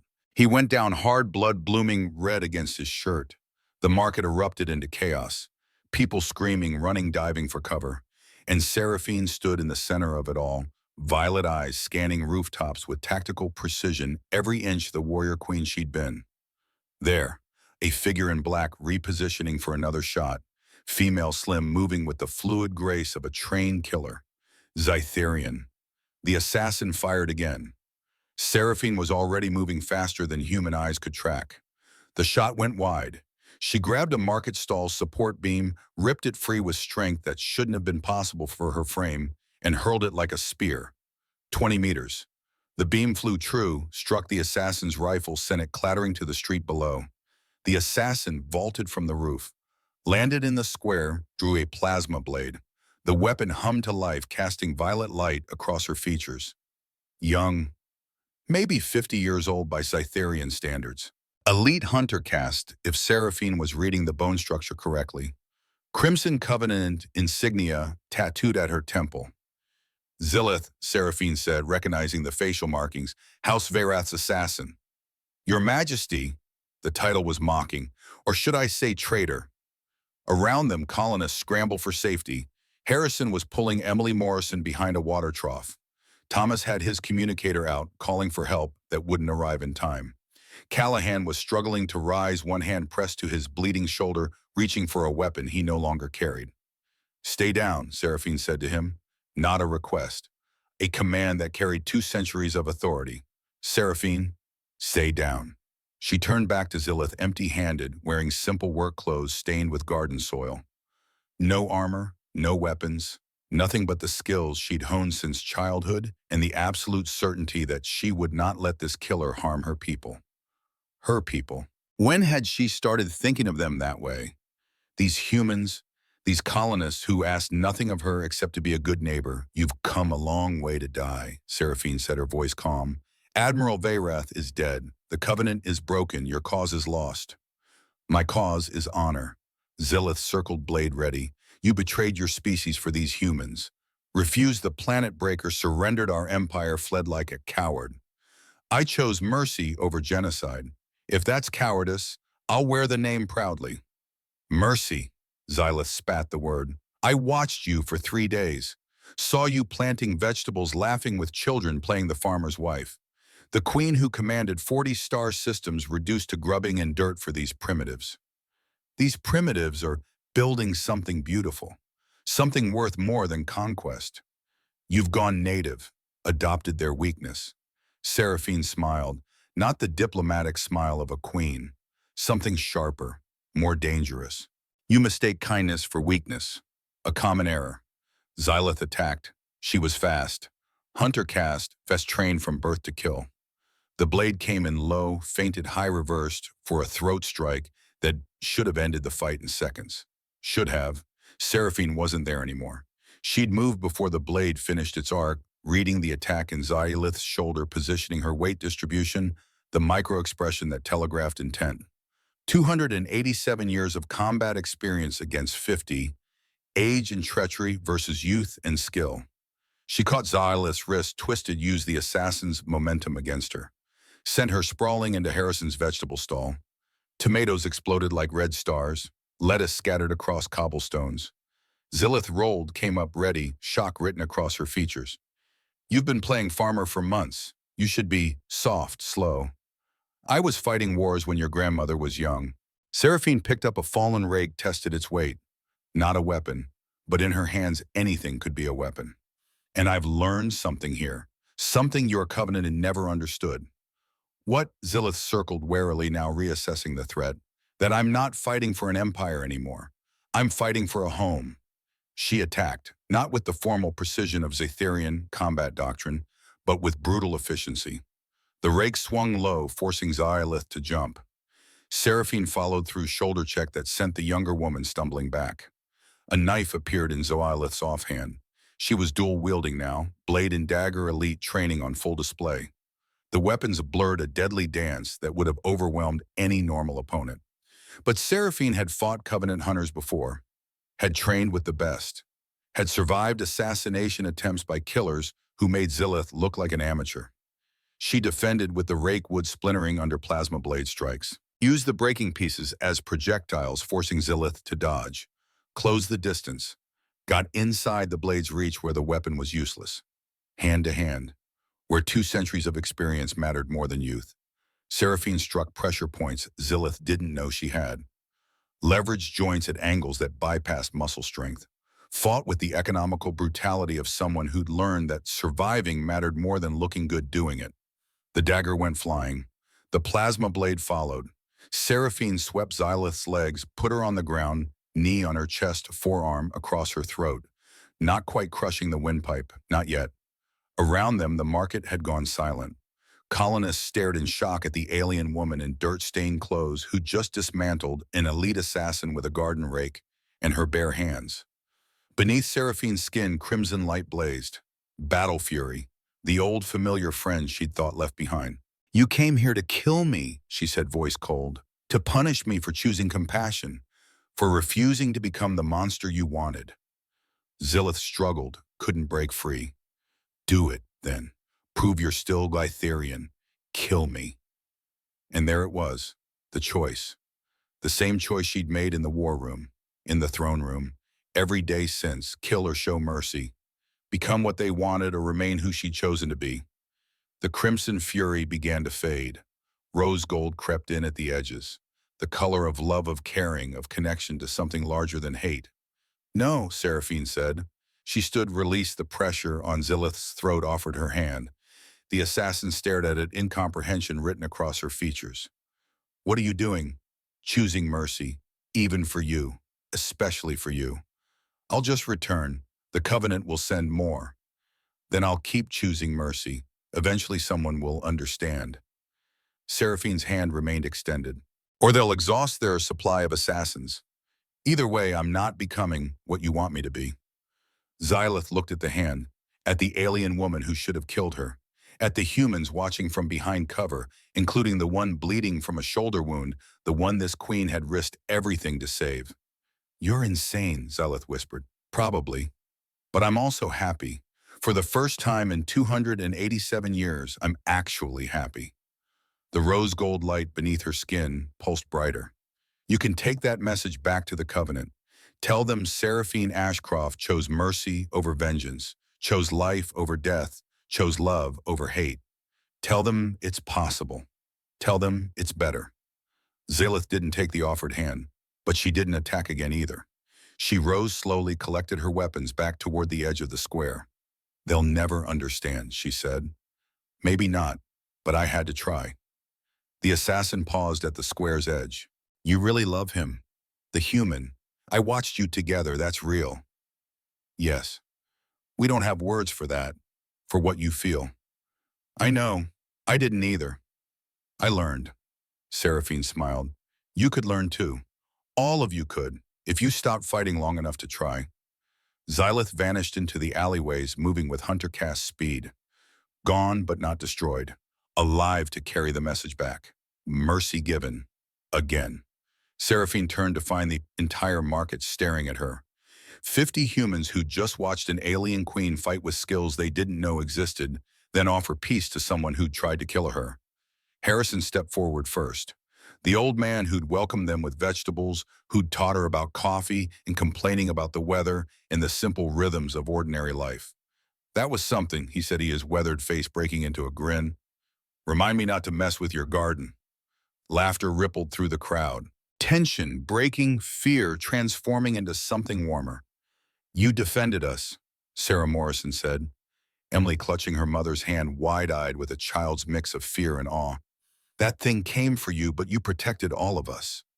"You're one of us," Thomas Brennan added. "Whatever you were before, whoever you were, here you're our neighbor, our friend." Seraphine felt her eyes burning, tears threatening, clear ones, not violet. "Thank you," she whispered. Then she ran to Callahan, dropped to her knees beside him, hands already assessing the shoulder wound. The plasma burn was ugly but not deep. He'd live. "You shoved me," he said, his voice strained with pain and wonder. "Took the shot meant for me." "Of course I did. That's the second time you've saved my life. Third, actually. You're terrible at dodging." He laughed, then winced as the movement pulled at his shoulder. "Fair point." She kissed him, ignoring the blood, the watching crowd, the proprieties that a queen should observe. Just kissed him because he was alive, and she loved him, and nothing else mattered. When she pulled back, her bioluminescence was pure rose gold, visible to everyone, undeniable. "Come on," she said, helping him to his feet. "Let's get you to the clinic." The town organized watches after that, rotating patrols, early warning systems. Not because they didn't trust Seraphine's mercy, but because they'd learned something about her that day. About the woman who lived in the small house with the mixed garden. She would defend them, would put herself between danger and innocence, would fight with skills honed over centuries but never lose sight of what she was fighting for. Not conquest, not power, just the right of ordinary people to live ordinary lives. They accepted her fully after that, not as the alien outsider, not as the former queen, as Seraphine. Neighbor friend, the woman who grew the best tomatoes in 3 sectors and could apparently kill you with a rake if necessary. 2 weeks after Xylith's attack, the messages arrived on the same day. Seraphine was in the garden, hands in soil, surrounded by growing things. The morning was cool and clear, perfect for planting. She'd been teaching Emily Morrison about the Cytherean flowers, how they responded to emotion, to care, to the presence of someone who loved them. Her personal datapad chimed. Twice. 2 messages seconds apart. The first bore the seal of the Cytherean High Council. She opened it, still kneeling in the dirt. Official. Cold. Final. Treaty between the Cytherean Dominion and Earth Alliance formalized this day. Borders established. Diplomatic exchanges initiated. Trade agreements pending. The war is over. Peace has been achieved through diplomatic channels and mutual respect. No mention of the planet breaker. No mention of the queen who'd refused to deploy it. No mention of the choice that had made peace possible. History would record that cooler heads had prevailed, that diplomats had worked miracles, that both sides had simply come to their senses. 12 billion lives saved, and the woman who'd saved them erased from the story. Seraphine read it twice, felt nothing but calm, silver light pulsing beneath her skin, peace, acceptance, certainty. The second message arrived as she was deleting the first. Different encryption, codes only royal archivists would know. She opened it, hands steady. Your Majesty, some of us remember. We are preserving the truth. Hidden archives, secret histories, protected, passed down. In time, perhaps generations, your mercy may reshape our culture. You will not be forgotten. Not by all of us. Not truly. She read both messages again, the official lie and the hidden truth. Deleted the first, saved the second. Callahan found her there, kneeling in the garden, tears on her face, but gold and silver light glowing beneath her skin. Joy and peace intertwined. The war is over, she said. Official peace. Treaties signed. No mention of me, of the choice, of any of it. He knelt beside her. Does that bother you? No. Her voice was firm, certain. I didn't choose mercy for credit. Didn't refuse the planet breaker, so historians would praise me. I did it because 12 billion people deserve to live, because that little girl in the simulation deserved to grow up. She looked at him. They're alive. Somewhere on Earth, children are playing, artists are creating, farmers are planting crops. They'll never know my name, but they're breathing, living, choosing their own futures. That's legacy enough. That's everything. She showed him the second message. Watched as he read it, his expression softening. They remember, he said. Not everyone, but enough. The ones who understood. The ones who saw. She wiped her eyes. The truth will survive. In whispers. In hidden records. In the consciences of those who know what I chose and why. Your legacy isn't gone, just waiting, growing slowly. Like seeds, she smiled. Exactly like seeds. She saved the message, tucked it away, not to gloat, not to prove anything, just to remember on hard days that the choice had mattered, that someone had seen, that the truth, however hidden, survived. And she returned to planting, to the simple work of nurturing life, to the ordinary miracle of watching things grow.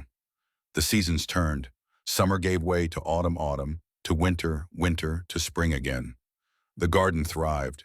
Seraphine's body continued to change. Muscle replaced softness. Calluses roughened her hands. Her posture, once rigid with royal training, relaxed into something more natural. She laughed easily now, smiled without calculation, touched without political weight. Her bioluminescence pattern shifted too, more gold than violet, more silver than crimson, the colors of peace and joy becoming default instead of the exception. She taught Emily Morrison about Zytherian flowers, how they responded to emotion, to care, to the presence of someone who loved them.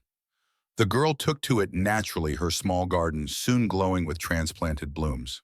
She played poker with Harrison and Thomas, and Sarah still losing more often than not, but getting better. Learning to control her bioluminescence, to bluff without her skin betraying every thought. She cooked with Callahan, experimenting with recipes that blended earth and Zytherian ingredients. Some succeeded, many failed spectacularly. They ate the failures anyway, laughing. She learned what it meant to be ordinary, to be just Seraphine. Not a queen, not a symbol, not a figurehead, just a person living a small life full of small joys. And it was enough, more than enough. It was everything. 1 year after arriving on the anniversary of the throne room attack, Seraphine stood in their garden at sunset. The sky was painted in colors that belonged to this world alone. Purple and orange and gold.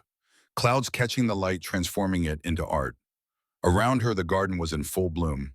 Cytherian flowers glowed softly, bioluminescence responding to the approaching darkness. Earth vegetables hung heavy on their vines, and scattered among them seedlings from both worlds that had cross-pollinated naturally. Hybrid flowers that had never existed before. Purple petals with golden hearts. Blue blooms with silver edges. New life. New possibilities. Evolution happening in real time. Callahan found her there as he always did. Stood beside her, his hand finding hers with the easy comfort of ritual. "A year ago today," he said quietly, "I found you bleeding out in a burning throne room. And you refused to let me die. Best decision I ever made." She leaned into him, fitting against his side like a puzzle piece finding its match. "Do you ever regret it? Giving up your career, your world, your future?" "Every day," he said. She started to pull away, hurt, flashing across her features, but he held her close. "I regret that I didn't find you sooner, that we wasted years on opposite sides of a war, that I spent so long hating someone I should have known." He turned her to face him. "But regret leaving Earth Command, walking away from that life, coming here with you." He kissed her forehead. "Never, not once, not for a single second." "I love you," she said in his language, still strange on her tongue, but growing more natural every day. "And I love you." He smiled. "Say it in yours." "We don't have words for it. Make one up." She thought about it, searched through 287 years of vocabulary for something that fit. Found it in an old word, rarely used, nearly forgotten. "Vethara," she said. "It means the light that grows stronger when shared." It was used for binary stars, two suns orbiting each other, their combined brightness greater than either alone. "Vethara," he repeated, getting the pronunciation almost right. "I like it. I Vethara you Callahan Thorne. I Vethara you Seraphine Ashcroft." They stood in the garden as darkness fell. Around them flowers glowed, bioluminescent blooms painting the night in soft light. Alien and human plants growing together, thriving together, creating something neither world had seen before. Emily Morrison ran past with friends, their laughter bright in the evening air. Harrison called out a greeting from his porch. Sarah waved from across the way. Ordinary moments, ordinary life. And Seraphine, who had ruled 40 star systems, who had commanded fleets and shaped the fate of billions, who had held the power to destroy worlds in her hand and chosen mercy instead, was happy. Not the complicated satisfaction of political victory, not the cold pride of military triumph, just simple, uncomplicated happiness. The kind that came from dirt under your nails and neighbors who cared and the love of a man who saw you, truly saw you, and chose you anyway. "Welcome home, Seraphine," Callahan said softly.